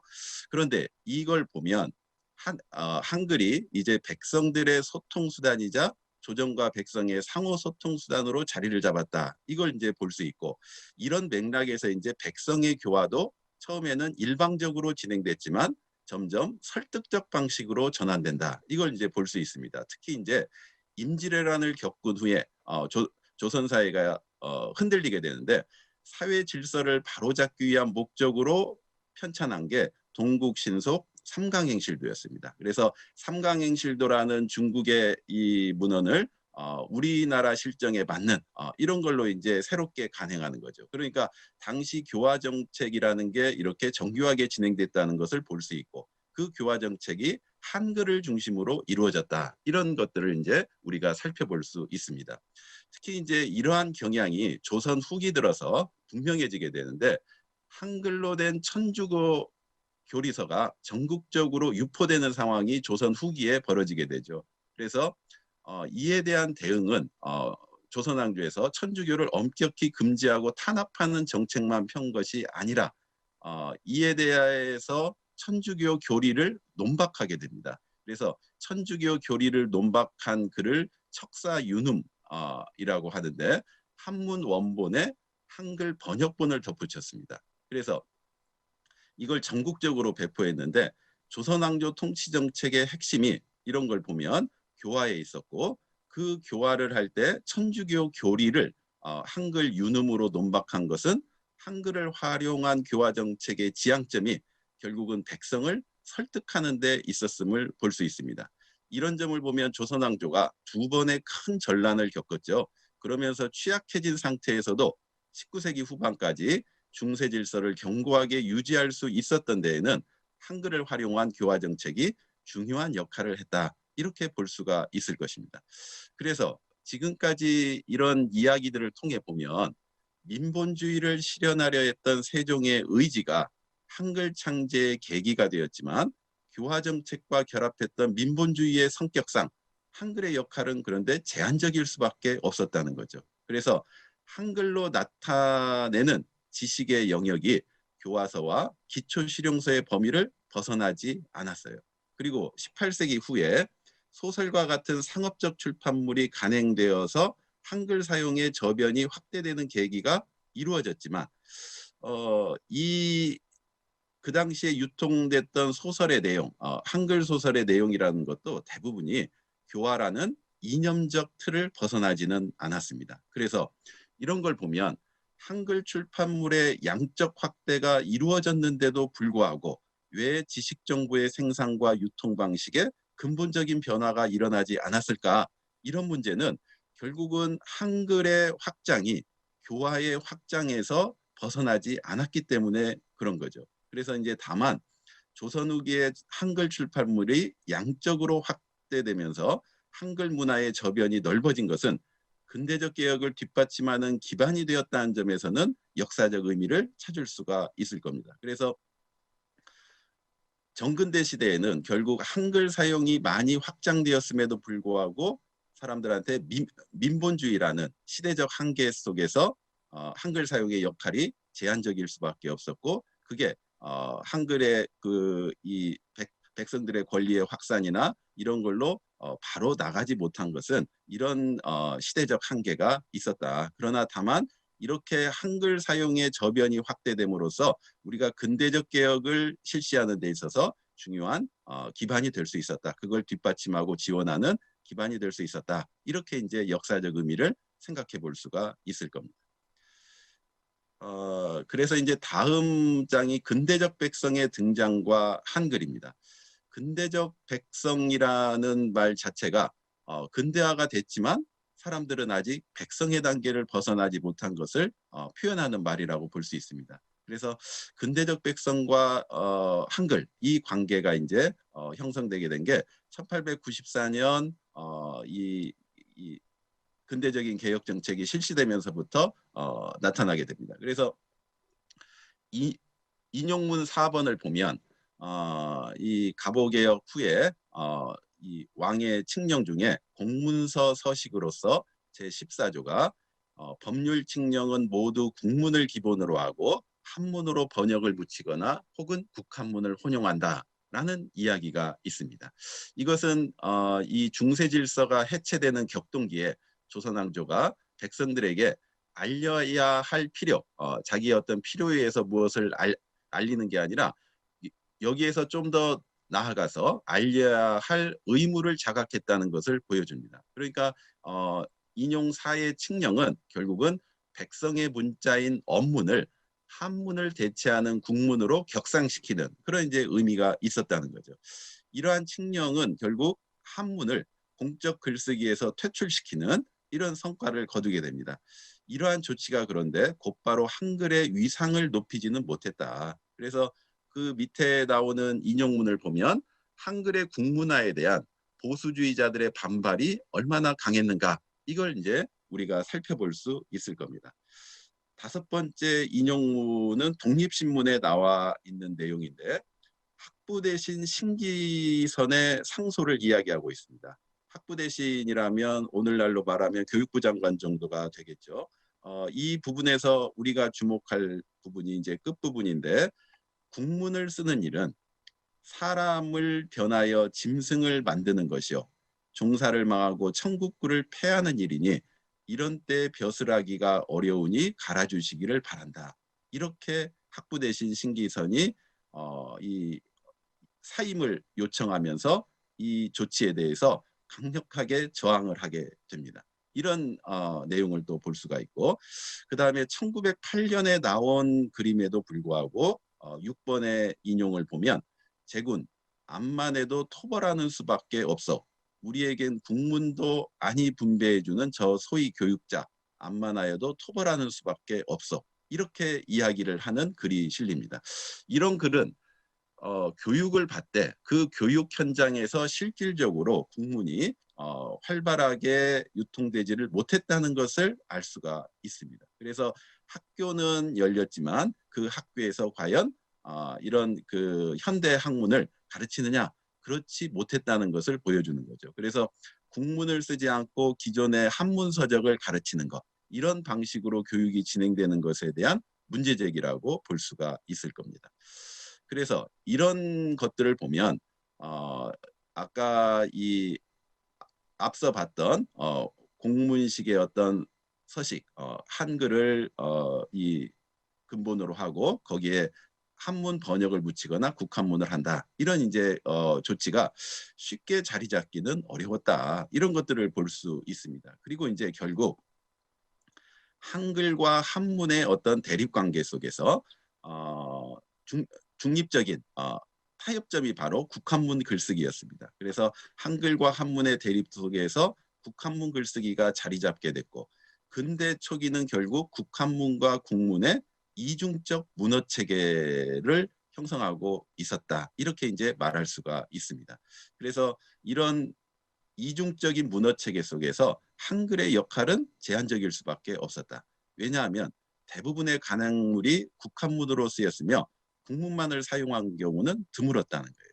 그리고 이제 경우에 따라서는 그 밑에 나오는 인용문 7번과 8번처럼 국한문과 국문으로 동시에 간행한 경우도 있습니다. 자, 즉 국문 성경 1906년에 나온 신약전서를 지금 예로 들었는데, 국문 성경이 기역번의 예입니다. 그리고 국한문 성경이 니은번의 예입니다. 그래서 동일한 성경을 국문으로도 내고 국한문으로도 냅니다. 그 다음에 또 보면 대한매일신보의 예가 8번의 예에 나오는데, 대한매일신보의 예는 뭘 말하냐면 국한문 논설이 있고 국문 논설이 있습니다. 그래서 대한매일신보는 국한문판도 내고 국문판도 따로 냅니다. 그래서 동일한 논설을 국한문으로도 냈고 국문으로도 냅니다. 이런 걸 보면 그 당시에 국한문이 보편화되면서 이 국한문에 접근할 수 없는 사람을 위해서 이 그 독자층에 따라서 국문만으로 접근할 수 있는 사람에게 이러한 그 조치를 내리는 것을 볼 수가 있습니다. 그런데 이러한 그 국문과 국한문을 함께 발행하는 경우는 제한적이었다는 데 문제가 있다는 거죠. 그래서 그 이 7번과 8번의 인용문의 차이를 단순히 표기와 문체의 선택 차이, 그래서 그마다의 어떤 독자에 따라서 표기와 문체를 선택했다, 이렇게 볼 수는 없다는 겁니다. 왜냐하면 대한매일신보만 하더라도 논설 자체가 국한문판에 실리는 것을 전제로 작성되었어요. 대한매일신보는 먼저 국한문판을 만들어 놓고 그것에 대해서 국문으로 번역을 해서 내보내는 이러한 이제 방식으로 진행을 한 겁니다. 그래서 국한문판에 나와 있는 모든 내용이 국문판으로 실린 것은 아니란 겁니다. 그래서 일부만 선택적으로 국문판에 실렸는데, 이런 걸 보면 국문만 아는 사람이 접근 가능한 지식 정보와 담론은 여전히 제한적이었다. 이런 것들을 이제 볼 수가 있습니다. 그래서 이처럼 국한문이라는 게 지배적인 문어 양식으로 유통되는 상황에서 이 영향은 자연히 학교 교육에 영향을 미칠 수밖에 없었습니다. 그래서 국문교육이 소학교에서 진행되는 것은 당연한 일이었지만 국문교육은 그 기초교육 단계에서만 머물렀다는 거죠. 그래서 서유견문을 저술하고 근대적 국한문의 모델을 제시하고 국어문법사인 대한문전을 저술한 바 있는 육일주는 국문교육의 중요성을 무척 강조합니다. 그러면서도 고학년 단계에 가면 국한문 중심으로 교육하는 것을 당연히 했습니다. 그래서 이런 맥락에서 그가 새로 고안한 국한문이 바로 훈독식 국한문입니다. 훈독식 국한문으로 이제 노동자들을 위한 교육서인 노동야학 독본을 만들게 되는데, 이 목적이 9번에 나와 있는 인용이 이제 그런 건데, 여기 지금 편집상으로는 아래아가 약간 그 문제가 생긴 것 같아요. 그래서 그 아래아 부분을 감안해서 한번 읽어주시면, 여기 보면 이제 한자가 이 큰 글씨로 돼 있고 한글은 작은 글씨로 부기가 돼 있습니다. 그런데 이 작은 글씨로 부기된 한글을 읽으면 그대로 우리말이 되는 거예요. 그러다 이제 그 옆에 한자를 적어줬습니다. 한자를 적어줬는데, 이런 방식의 훈독식 국한문은 한자 음대로만 읽으면 우리말 문장을 구성하지 못하고 한자에 부기된 국문으로 읽을 때 자연스러운 문장이 됩니다. 그래서 이런 것들은 이제 먼저 국문으로 노동야학 독본을 만든 후에 유길준이 다른 어떤 교육적 목표를 위해서 한자를 부기했다는 것을 알 수가 있는 겁니다. 그래서 유길준이 노동자를 위한 교육의 글은 국문 양식으로 설정을 했다. 이걸 이제 우리가 첫 번째로 알 수 있고, 그렇다면은 유길준이 노동자를 위한 글을 국문 양식으로 설정했음에도 불구하고 왜 또 훈독식 국한문으로 거기에 한자를 적었을까? 그 의도를 생각해 보면, 유길준은 노동자 교육의 단계를 국문으로 기본 지식을 익히면서 그 다음에 한자를 익히는 거예요. 국문으로 기본 지식을 익히면서 한자를 익혀야지만 고급 지식에 접근하려면 국한문을 읽어야 되니까, 그런 이제 현실적인 상황을 고려해서 국문으로 기본 지식을 익히면서 자연스럽게 한자를 익히게 만들고, 그 다음에 이제 어느 정도 수준이 되면 국한문을 통해서 고급 정보에 접근하는, 이러한 이제 교육의 2단계를 설정하게 된 겁니다. 이런 것들을 보면 국문과 국한문의 이중적 문어체계 속에서 지식 정보와 정치 담론의 생산과 유통이 국한문을 중심으로 이루어졌고, 이러한 상황을 전제로 교육이 이루어진 것은 근대 초기에 시대적 한계를 보여주는 것이다. 이렇게 이야기할 수 있습니다. 그러면 이러한 시대적 한계가 왜 계속되었을까? 그걸 이제 두 가지 측면에서 살펴보면, 첫 번째는 국문의 표기법이 일관성을 띠지 못하고 표준어가 정립되지 못한 이러한 한계 때문에 국문으로 자유롭게 쓰기가 어려웠다는 겁니다. 두 번째는 근대적 백성이 시민으로 성장할 수 있는 조건이 마련되지 못했어요. 그래서 한글만 아는 근대적 백성이 지식정보와 정치사회적 담론을 이끌어갈 수 없는 상황에서 우리말과 한글의 규범화가 완비되지 못했으니까 한글 사용의 영역을 확장할 수 있는 계기를 마련할 수 없었다. 이렇게 이제 볼 수가 있습니다. 그래서 그 당시에 근대 초기의 지식인들은 첫 번째 한계에 대한 대응으로서 국어 규범화 연구를 하게 됩니다. 그래서 대표적인 게 이제 1907년에 국문연구소가 설립돼서 국가가 국어 규범화에 직접적으로 나섰죠. 그런데 국어 규범화 연구의 한계라고 한다면, 규범화 논의 자체가 결국은 이제 우리 글을 어떻게 쓸 것인가로 바로 넘어가야 되는데, 규범화 논의 자체가 지식인들 간의 학술적 논쟁으로 흐른 측면들이 있다는 거예요. 그래서 1909년에 나온 대한매일신보의 사설을 보면, 이런 그 국문연구소 내에서 사람들이 국문의 뭐 연역과 내역을 연구하는 것을 세월만 허비하는 것이다. 이렇게 이제 이야기를 하면서 진정으로 필요한 게 뭐냐? 이걸 이야기를 하고 있습니다. 진정하게 필요한 것은 바로 국어사전을 만드는 것이다. 국어사전을 만들어서 빨리 많은 인민들이 이걸 이제 사용할 수 있게, 우리말을 자유롭게 사용하면서 우리말을 통해서 규범화된 말을 통해서 고급 지식을 표현할 수 있는 이런 단계까지 빨리 나가야 되는데, 규범화 연구를 하는 사람들이 제일 끝줄에 보면 새롭게 괴벽한 설을 만들어내어 사람의 이목만 현란하게 하는 것, 이런 문제들을 보였다는 거예요. 그래서 이제 규범화 연구 자체가 규범화를 위한 학술적 논쟁으로 흐른 점, 이런 것들이 이제 그 당시에 이 문제였다. 요걸 이제 우리가 알 수 있습니다. 그래서 우리 이 문해력을 확장시키는 것과 관련해서, 즉 한글로 표기할 수 있는 정보의 이 지식 정보의 이 영역을 확장하는 데 있어서 중요한 것은 표준어 제정, 철자법 제정과 더불어서 국어사전을 편찬하는 건데 이런 점들이 근대 초기에는 되지 못했다는 거예요. 그래서 이런 대한매일신보에서 지적한 문제 제기는 일제강점기에서 철자법과 표준어를 제정하고 사전 편찬을 이어갈 수 있는 어떤 계기를 마련하게 되었다. 이렇게 이제 볼 수가 있습니다. 그래서 우리가 이 근대 초기에 이 규범화 정책을 펴면서 규범화가 돼야지만 국문을 통일적으로 쓰니까 그걸 이제 일반 어떤 고급 지식을 표현할 때도 쓰는 사람마다 달라졌을 경우에는 그것 자체를 인정하기가 상당히 어려웠겠죠. 그래서 국한문이 확산된 측면도 있습니다. 그래서 이제 그런 점들을 하기 위해서 방지하기 위해서 규범화 논의를 했지만 그게 또 이제 어느 정도 실효를 바로 거두지는 못했다. 이런 측면을 짚어볼 수 있고 두 번째 한계, 즉 근대적 백성이 정치사회 담론을 이끌어가는 주체로서 쓸 수 없는 이런 한계에 대한 대응으로서 눈에 띄는 것이 한글 신문의 제작입니다. 그래서 우리가 눈여겨볼 게 이제 독립신문입니다. 그래서 독립신문은 일반적인 신문을 지향하면서 신문에서 다룰 사항들을 확장하는 것을 우리가 주목할 필요가 있습니다.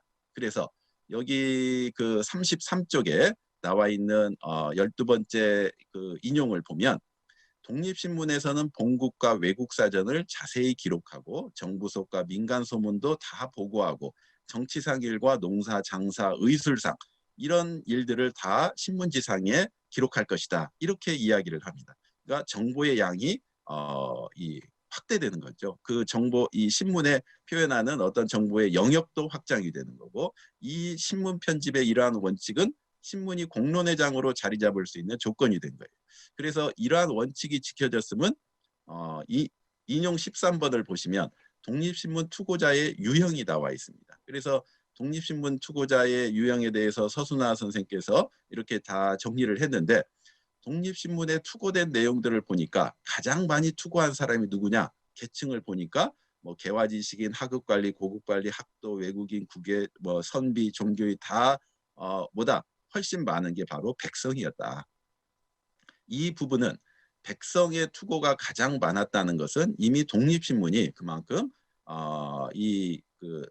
공론의 장으로서 일정한 역할을 하고 있었다는 것을 볼 수 있습니다. 그래서 결국은 한글로만 간행된 간행물 이게 이제 극소수였고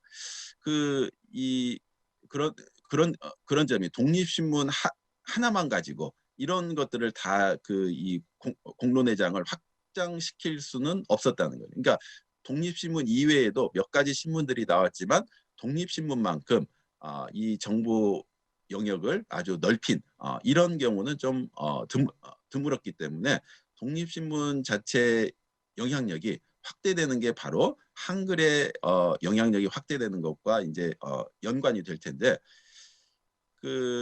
이 독립신문의 영향력은 결과적으로 그렇게 크지를 못했다는 거예요. 그래서 독립신문의 시도가 한글 매체의 확대로 이어지고 이게 이제 많이 확장이 됐다면 근대적 백성이 근대적 시민으로 성장할 수 있는 토대가 갖춰졌을 텐데 한글 매체의 확산은 기대만큼 이루어지지 못했다. 근데 이제 제가 생각할 때 가장 여기에서 이제 중요한 이유는 당시 열악한 교육 기반 속에서 한글을 읽고 쓸 수 있는 사람을 획기적으로 늘릴 수는 없었어요. 그러니까 물론 이제 정근대 시대부터 한글을 읽고 쓸 수 있는 사람의 어떤 이 기반이 넓어진 것은 있지만 문맹이 거의 80% 가량 되는 상황에서 이 한글 매체의 확장성도 제한적일 수밖에 없었다. 그래서 그런 점에서 보면 해방 이후 문맹 퇴치 운동이 본격화되면서 한글 해득자의 수가 획기적으로 늘어난 것.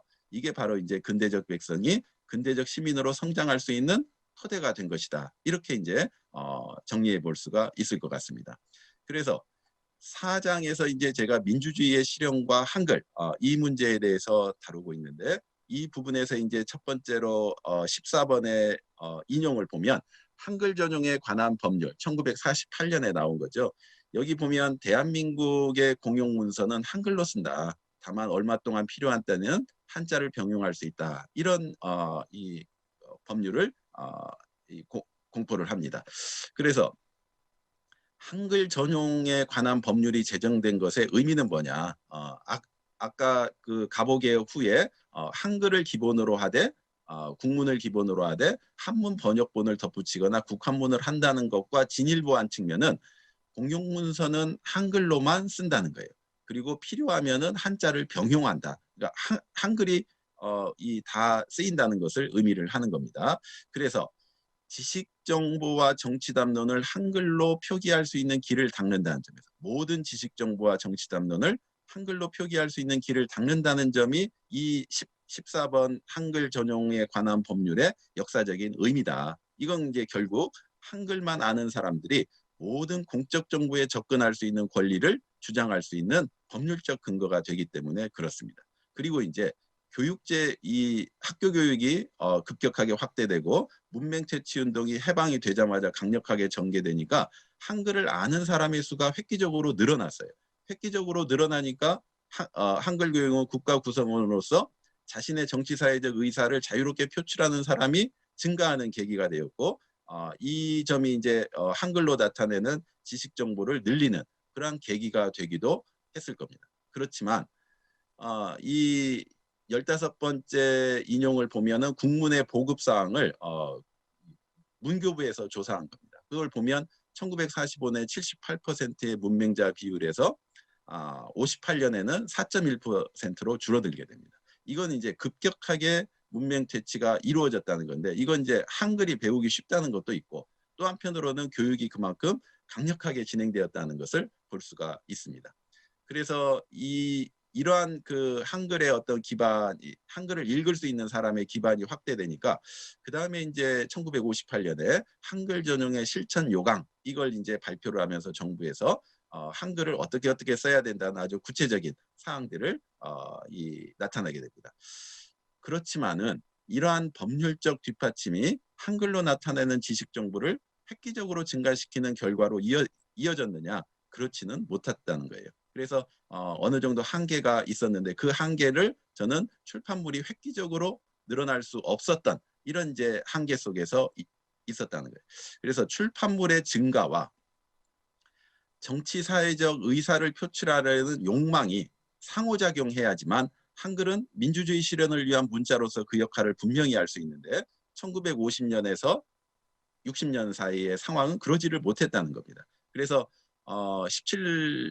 17번째 인용을 보면 신문 발행 부수를 한번 비교해 보면 한국은 1955년에 이 국민소득이 64달러, 64달러였는데 신문 발행 부수는 인구 1000명당 59년에 30부 정도입니다. 이걸 일본과 비교해 보면 일본은 397부죠. 이것도 1955년 통계이기 때문에 상당히 뒤집다는 것을 알 수가 있습니다. 그러나 이제 다행인 것은 터키나 필리핀이 우리보다 훨씬 국민소득이 높았음에도 필리핀 같은 경우는 신문 발행 부수가 그만큼 적었던 것은 우리가 이 한글로 지식 정보를 유통하고자 하는 욕구가 훨씬 강했다는 것을 볼 수가 있습니다. 그럼에도 불구하고 이게 활발하게 실현되지 못했던 것은 한글 출판물이 늘어날 수 없는 상황. 이것은 곧 국민소득도 거기에 영향을 미쳤을 거죠. 그래서 이 신문 발행이라는 것을 이 단적인 지표로 해서 출판물이 늘어날 수 없었고 그 한계로 인해서 한글 해득자가 문해력을 확장시키면서 정치사회적 담론에 직접적으로 개입할 수 있는 이런 그 부분이 좀 부족했다. 이런 것들을 이제 나갈 수가 있습니다. 그래서 국어 정책은 그 당시에도 지식정보, 정치 담론을 한글화하는 것과 관련한 방안을 구체적으로 모색하는 데는 나가지를 못했다는 거예요. 한글이 다 알고 있는 사람이 90%가 됐음에도 이 지식 정보를 어떻게 확장시킬까에 대한 것을 국어 정책적으로 논의할 수는 없었다.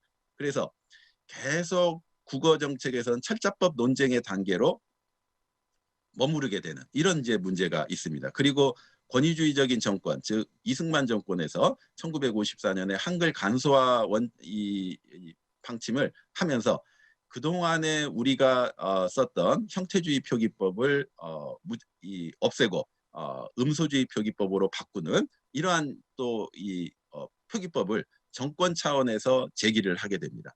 그래서 이런 것들이 결국은 이제 혼란으로 또 가고 이 불필요한 또 이제 철자법 논쟁을 계속 유지시키는 그런 이제 문제가 되었다.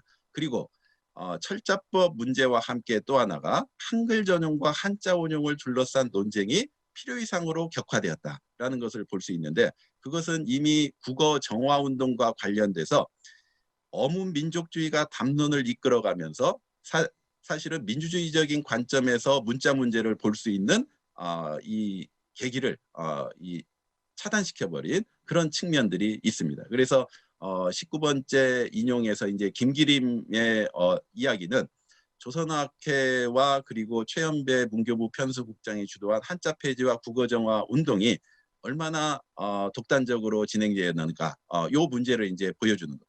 그래서 어떻게 보면 14번의 인용문에서 제시했던 한글 전용에 관한 법률, 즉 한글로만 쓰되 필요에 따라 한자를 병용할 수 있다라는 것은 온건하면서도 현실적인 지침이었는데, 한글 전용론자들이 이 문제를 가장 비판합니다. 그래서 이 비판은 한글 전용론의 이념성을 잘 보여주는 거죠. 그래서 신문과 학술서적 등에서 한자 원용이 당연시되던 시점에 한자 원용을 한자의 병용을 비판함으로써 한자 문제에 대한 논쟁이 결국은 한글 전용론과 한자 원용론의 극단적인 주장이 대립하는 양상으로 전개되면서 한글 한자 병용이라는 것은 없던 일이 돼버리는, 그래서 양쪽의 극단적인 주장이 사실은 1990년대 이후까지 계속되었던 그런 이제 문제가 있습니다. 근데 중립적인 관점에서 보면 한글로만 쓰되 한자를 옆에다 집어넣는 것을 굳이 막아야 될 이유는 없었던 거죠. 필요에 따라서 하는 거니까. 그리고 이제 또 한 가지는 그 한자를 사용해야지만 또 우리말을 쓸 수 있다는 한자 혼용론의 주장도 사실은 비현실적이었고, 그래서 이 건전한 의미의 어떤 중립적인 의견이 자리매김할 수 없는 상황이었다는 그런 이 문제가 있었습니다. 그래서 이제 또 하나는 이 사람들이 그런 논쟁을 하면서 사실은 공적 언어와 사적 언어에 대한 구분이 분명치 않은 상태에서 논쟁을 벌였다는 거예요. 그래서 우리가 보면 지금 단계에서 이야기한다면 공적 언어는 한글만 쓴다. 그러나 사적 언어는 너희들 마음대로 써라. 뭐 이 필요에 따라서 써라. 이렇게 이야기해도 됐을 텐데, 이 사적 언어까지 규제한다는 관점에서 접근을 하니까 이 문제가 해결날 수가 없었다. 그리고 이미 이러한 논쟁, 이렇게 한자 논쟁, 이 한글 전용 논쟁, 이런 것들이 또 한편으로도 이제 철자법 개정 운동이라는 것이 또 일어나고, 이러면서 이 산업화 시기에까지 근대 초기의 문제의식을 벗어나지를 못했다는 거예요. 그래서 근대 초기의 문제의식을 벗어나지 못하고 문해력을 확장시키는 문제로 국어정책이 나아가지를 못하니까 산업화 시대의 정치적인 필요에 의해서 한글이 국민정신, 민족 주체성을 강조하는데 이용되는 이런 이제 측면이 있었습니다. 그래서 민주주의 실현이라는 목적의식이 분명하지 않은 이상 한글 사용의 확대 정책은 결국 민주주의 실현에 역행하여 진행될 수 있음을 보여주는 게 바로 60년대부터 70년대까지 한글 정책의 양상이라는 거예요. 그래서 68년 국민교육헌장을 제정하면서 박정희 대통령이 한글 전용을 지시하고 모든 한글 전용이 계속 76년 국어순호 운동과 더불어서 계속 이제 강화되는 이런 이제 측면을 보입니다. 근데 이러한 측면이 한글로 표현될 수 있는 정보를 확장시키고 이 정치사회적 담론을 한글로 만들어서 유통시키는 데서 긍정적인 역할을 했느냐? 전혀 긍정적인 역할을 하지 못했다는 거예요. 그래서 산업화 시대의 한글 교육은 인력 양상이 목표였고 산업화에 필요한 인력 양상이었다는 거예요. 그리고 권위주의적인 정권은 한글을 통해서 국가주의를 강화하는 이런 것들만 찾았기 때문에 지식 영역을 확대하는 관점에서 한글 사용의 확장을 고민하는 데까지는 이르지 못했다라는 겁니다. 그래서 이 일상적인 글쓰기와 말하기를 제약하는 방식으로 가요. 이게 이제 이념적인 거죠. 그러니까 사회에서는 이미 신문의 한자 원용도 여전하고 법률문의 한자도 여전하고 그런 것이 다 통용되었음에도 불구하고 일상생활의 글쓰기와 말하기는 한글로만 써야 된다. 국어만 써야, 우리말만 써야 된다라는 식으로 일상 사람들의 생활을 제약했다는 거예요. 그게 바로 이제 이념화되었다는 거고 국가주의를 강화하는 측면에서 한글을 활용했다는 겁니다. 진정한 민주주의적인 관점이었다면 그 난해한 법률문을 먼저 고쳤을 테고 신문의 한자 혼용 문제를 먼저 접근했을 텐데 그러지를 못했다는 거예요. 그러니까 전문 지식의 대중화 시도는 이루어질 수조차 없었다라는 겁니다. 그래서 한글 콘텐츠는 결국 국가 권력과 언어 대중 간, 지식 생산자와 언어 대중 간의 기량을 통해서 서서히 확대되는 양상을 띠게 됩니다. 그래서 한글 교육을 받은 세대가 다수를 점하는 상황에서 신문 및 서적에서 국한문 혼용 비율이 감소하는 추세는 주목할 만합니다. 그러니까 한글 세대가 구독자의 주류가 되고 경제 상황이 좋아지면서 한글 사용의 확대가 획기적으로 늘어나는 거죠. 출판물에서. 그게 바로 1980년대부터입니다. 그래서 21번의 인용은 동아일보를 대상으로 한 거지만 한자 사용 비율이 변화하는 과정을 보여줍니다. 그래서 아래쪽이 이 시기고 이 왼쪽이 한자의 비율입니다. 그래서 한자의 비율이 80년대 들어서는 10% 미만으로 줄어들게 되는 거고 90년대 후반에는 거의 0에 수렴하는 이런 이제 양상을 볼 수가 있습니다. 이것은 바로 한글 세대가 구독자의 주류가 되고 경제 성장이 되면서 신문 구독자의 수가 획기적으로 늘어나다 보니까 신문사도 어쩔 수 없이 한글 세대에 맞추게 된다는 거예요. 그게 이제 신문에서 한자 사용 비율의 변화는 한글로 나타내는 지식 영역의 확대와 연동되어 있습니다. 그래서 결국 1980년대 이후 정치, 경제, 사회 문제에 대한 대중의 비평 능력이 획기적으로 향상된 것은 저는 이러한 변화와 관련지어서 설명할 수 있겠다라고 생각을 합니다. 마지막으로 한글의 오늘과 내일 이라는 측면에서 이제 첫 번째 현대 2000년대 후에 우리가 이 한글의 위상 문제를 생각해 본다면 국민 주권주의의 확대와 공공언의 문제가 부각된 것을 가장 대표적인 것으로 들을 수가 있습니다. 자, 이 국어기본법이 2005년에 제정되었는데 국어기본법의 제정은 저는 이 국어기본법의 제정이 상징적으로 보여주는 것은 한자 혼용, 한글 전용 이 대립의 어문 정책이 이런 대립에서 벗어났다. 이런 걸 이제 보여주는 것을 중요하게 생각을 합니다. 그래서 어문 정책에서 민주주의 실현 문제를 깊이 고민할 수 있는 여건이 국어기본법 이후에 조성되었다. 그래서 국어기본법의 국어정책은 한글을 쓴다는 것을 중요하게 생각하는 단계에서 한글로 표기하는 언어와 그 언어가 담아내는 지식정보의 질을 중요하게 생각하는 단계로 진입하였음을 보여주는 하나의 지표가 된다라고 볼 수 있습니다. 그래서 국어기본법에서 비로소 문자로서의 한글과 언어로서의 한국어 문제는 떼려야 뗄 수 없는 문제로 이렇게 연결이 되고 있음을 볼 수 있습니다. 그래서 점점 전문 지식을 일반인들이 이해할 수 있게 설명할 필요성이 대두되고 생활에 영향을 미칠 수 있는 분야의 지식일수록 이를 일반인이 알 수 있게 설명하는 것을 의무로 여기게 된 것은 국어기본법이 출현한 배경이 됐다고 이렇게 말할 수가 있습니다. 이런 이제 요구들이 많기 때문에 국어기본법이 그걸 뒷받침하게 된 거죠. 그래서 국어기본법 이후에 우리가 그 한글운동에서 주목해야 될 점은 공공언어 문제가 부각되었다는 점입니다. 그래서 우리가 이 많은 이 근대 초부터 계속 공공언어 문제를 본격적으로 제기를 못했는데 이 국어기본법 이후 공공언어 쓰기 운동이 본격화한 거, 쉬운 공공언어 쓰기 운동 이게 이제 주목할 만한 것입니다. 그리고 언어의 공공성 문제가 이제 국어정책 논의의 핵심 주제가 되는 거죠. 그러다 보니까 공공언어의 범위가 어디까지이고 공공언어의 수준을 누구의 처지에서 어떻게 조정할 것인가 이 문제가 국어정책에서 중요한 문제로 부각될 수밖에 없었습니다. 23번째 그 인용문은 한승헌 변호사님의 이 글에서 한번 뽑아봤습니다. 국민 참여 재판에 대해서 이야기를 하는 겁니다. 여기서 이제 그 핵심은 국민 주권주의가 재판의 영역까지 확대된 겁니다. 그러니까 국민 주권주의는 계속 확장되는 과정에 있죠. 그러다 보니까 이제 재판의 영역에까지 재판관들만 이 법률가들만의 영역이었던 재판의 영역으로 국민 주권주의가 확대되면서 이제 배심원 제도가 그 형성이 되고 배심원들이 이해할 수 있는 쉽고 간결한 언어로 호소력을 높여야 될 필요가 있게 되는 거예요. 이게 이제 새로운 법정의 모습이 되는 겁니다. 이런 모습은 국민 주권주의가 적용되는 영역이 확대되면 될수록 사회 각 영역에서 이러한 지식이 일반 국민이 이해할 수 있게 설명되어야 할 필요성은 점점 높아지게 되는 거겠죠.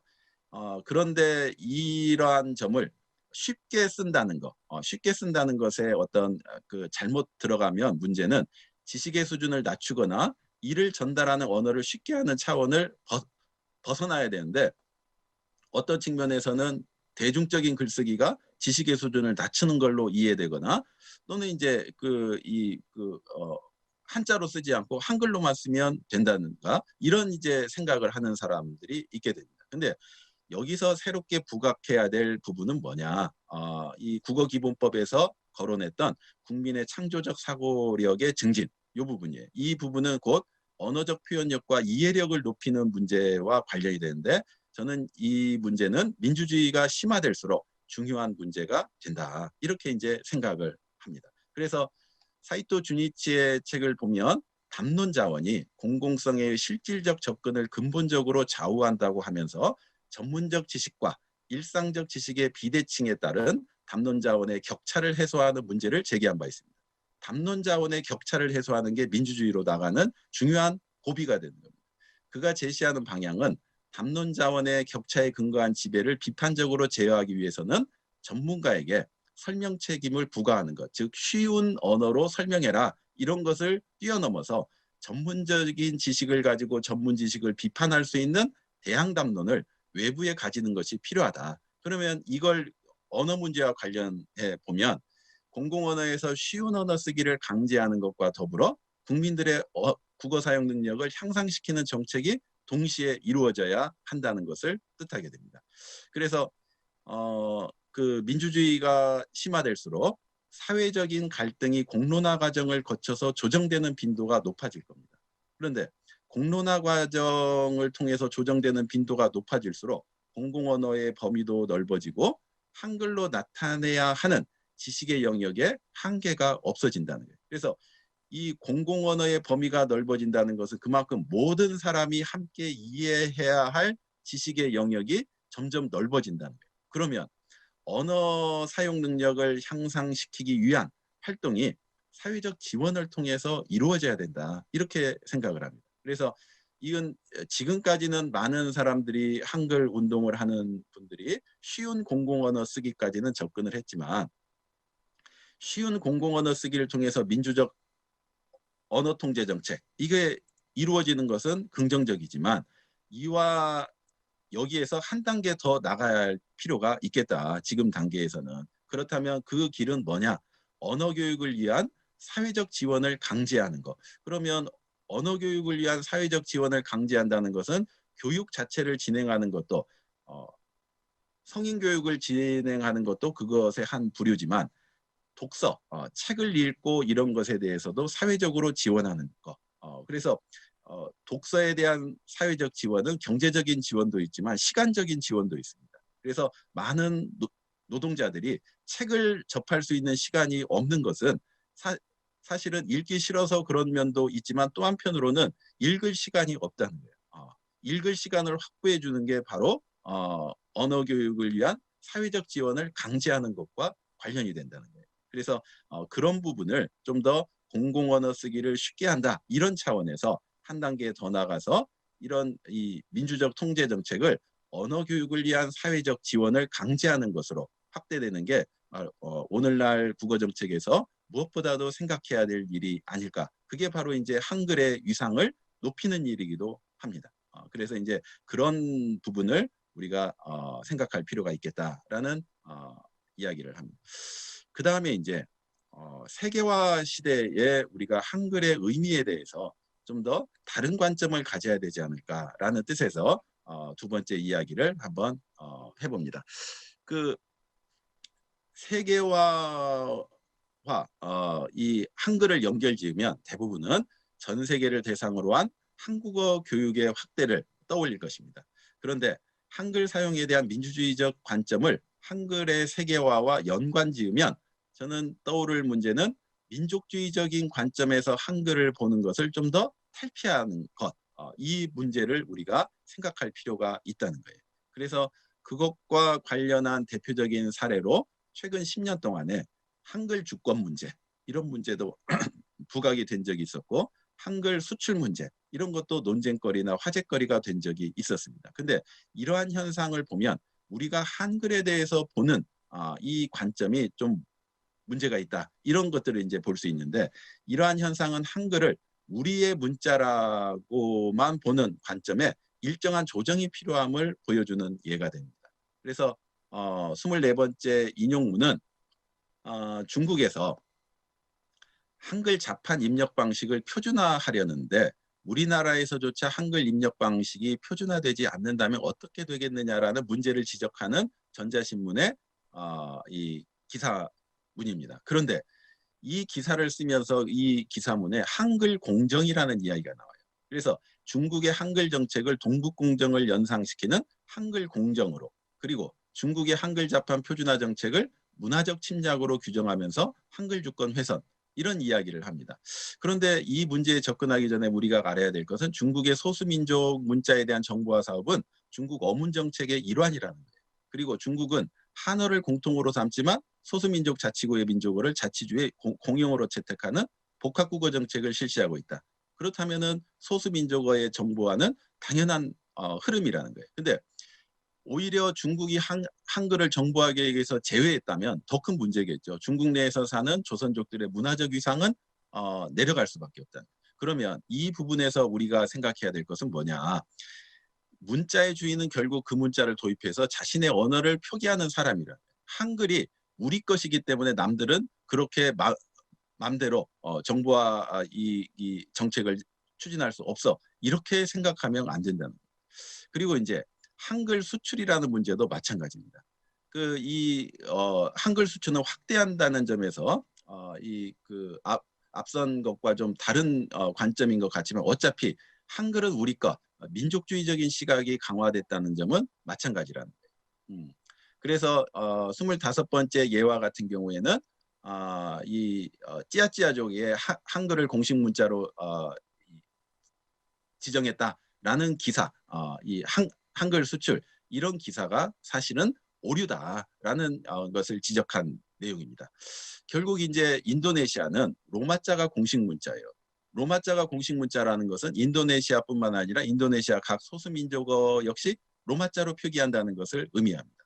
그래서 찌아찌아족의 언어를 표기할 문자가 없었다는 것도, 한글이 찌아찌아족의 공식 문자가 되었다는 것도 사실일 수가 없는 거죠. 근데 이러한 사실이 교과서에 검증 없이 실립니다. 이것은 결국 많은 사람들이 한글에 과도하게 민족의식을 투영하면서 한글 확산을 꿈꿔왔다는 점에서 문제적이다. 그래서 우리가 이제 세계화 시대를 맞이해서 우리가 한글을 보는 관점을 좀 더 바꿔야 된다. 민족주의적인 관점에서 함께 이 한글이라는 자원을 자유롭게 사용하는 그런 관점으로 나가야지 민족주의적인 관점을 유지하는 것은 결코 한글의 세계화에 도움이 되지 않는다. 이런 점은 또 민주주의적인 관점에서 볼 때도 민족주의적 관점에서 한글을 보는 것은 민주주의적인 시각으로 한글과 우리말을 보는 것을 또 방해하는 이런 이제 역할을 하게 됩니다. 그래서 그런 점들을 우리가 이제 앞으로는 좀 더 생각할 필요가 있겠다라는 생각을 합니다. 결론 부분에서는 뭐 이제 지금까지 이제 이야기한 부분이 결국은 한글이 시대의 변화에 따라 그 위상을 달리하며 시대의 변화를 뒷받침하거나 그 변화를 견인했다. 그런데 시대의 변화를 뒷받침하고 견인하는 한글의 힘은 결국 한글로 나타낼 수 있는 지식의 영역을 넓히고 그 한계를 극복하는 과정 속에서 형성되었다. 이 부분을 이제 제가 역사적으로 한글 창제 시기부터 현대까지, 그리고 이제 앞으로 이런 한글이 좀 더 확장되기 위해서는 한글 문화와 한글이 민주주의의 실현에 어떤 견인차 역할을 하기 위해서는 점점 문자 문제를 벗어나서 쉬운 공공언어 쓰기, 이 문제를 좀 더 한 단계 더 나아가서 한글 사용뿐만이 아니라 우리가 이제 지식 정보에 접근할 수 있는 시간과 경제적인 어떤 여건과 이런 것들을 확대하는 그런 문제가 이제 국민 주권주의를 확대하는 과정 속에서 이 표현력과 이해력 문제를 해결하는 정책, 이런 정책들이 좀 더 구체화될 필요가 있겠다라는 이야기를 했었습니다. 자, 제 강연은 이걸로 마치겠습니다. 고맙습니다. 네, 큰 박수 부탁드립니다. 최경봉 원광대 교수님께서는 이 한글의 어떤 비판적인 시간도 함께 말씀을 해주시면서 그에 대한 해결점도 굉장히 세세하게 말씀을 해주셨습니다. 특히나 저도 궁금했던 인도네시아의 찌아찌아족에 대한 한글을 수출했다 이런 보도에 관해서 세세하게 정정을 해주시고 이에 대한 우리 민족의 관점, 한글의 어떤 관점 때문에 이런 오류가 발생했다 이런 것까지 문제점을 지적을 해주셨고 앞으로는 어떻게 해야지 우리가 발전할 수 있을 것이다 라는 것까지 문제점을 제시를 해주셨습니다. 민족주의적 관점을 한글의 세계화에 적용하면서 다시 한번 우리가 한글에 대해서 무조건 좋다고 할 것이 아니라 물론 우리만의 자주적인 언어는 확실합니다. 하지만 다시 한번 자각하고 성찰해보는 등의 의견을 주시면서 더욱더 발전할 수 있는 그런 시간을 마련을 해주셨습니다. 저도 정말 많은 공부가 된 것 같습니다. 자, 이렇게 해서 두 번째 기조 강의 알찬 시간을 지금 공부를 해봤는데요. 저 또한 정말 귀한 시간이었습니다. 잠시 휴식을 가지고요. 오후 1시부터 3시 30분까지 한글에 대한 다양한 주제로 분과 발표가 있겠습니다. 토론자분들은 각 분과로 오후 1시까지 줌에 다시 접속해 주셔야 하는데요. 1분과 토론자분들은 현재 방에 그대로 계시면 되고 2분과와 3분과 토론자들은 각 방에 입장을 다시 해주시면 되겠습니다. 그리고 토론이 끝나면 각 분과 토론이 끝나면 2분과와 3분과 토론자들은 처음 입장하셨던 전체 토론방에 입장해 주시면 되겠습니다. 그럼 4시부터 전체 토론방에서 지역 분과 토론을 함께 해주시면 되겠습니다. 자, 오전 프로그램 수고 많으셨고요. 오후 1시부터 각 분과별 토론 진행하도록 하겠습니다. 수고하셨습니다.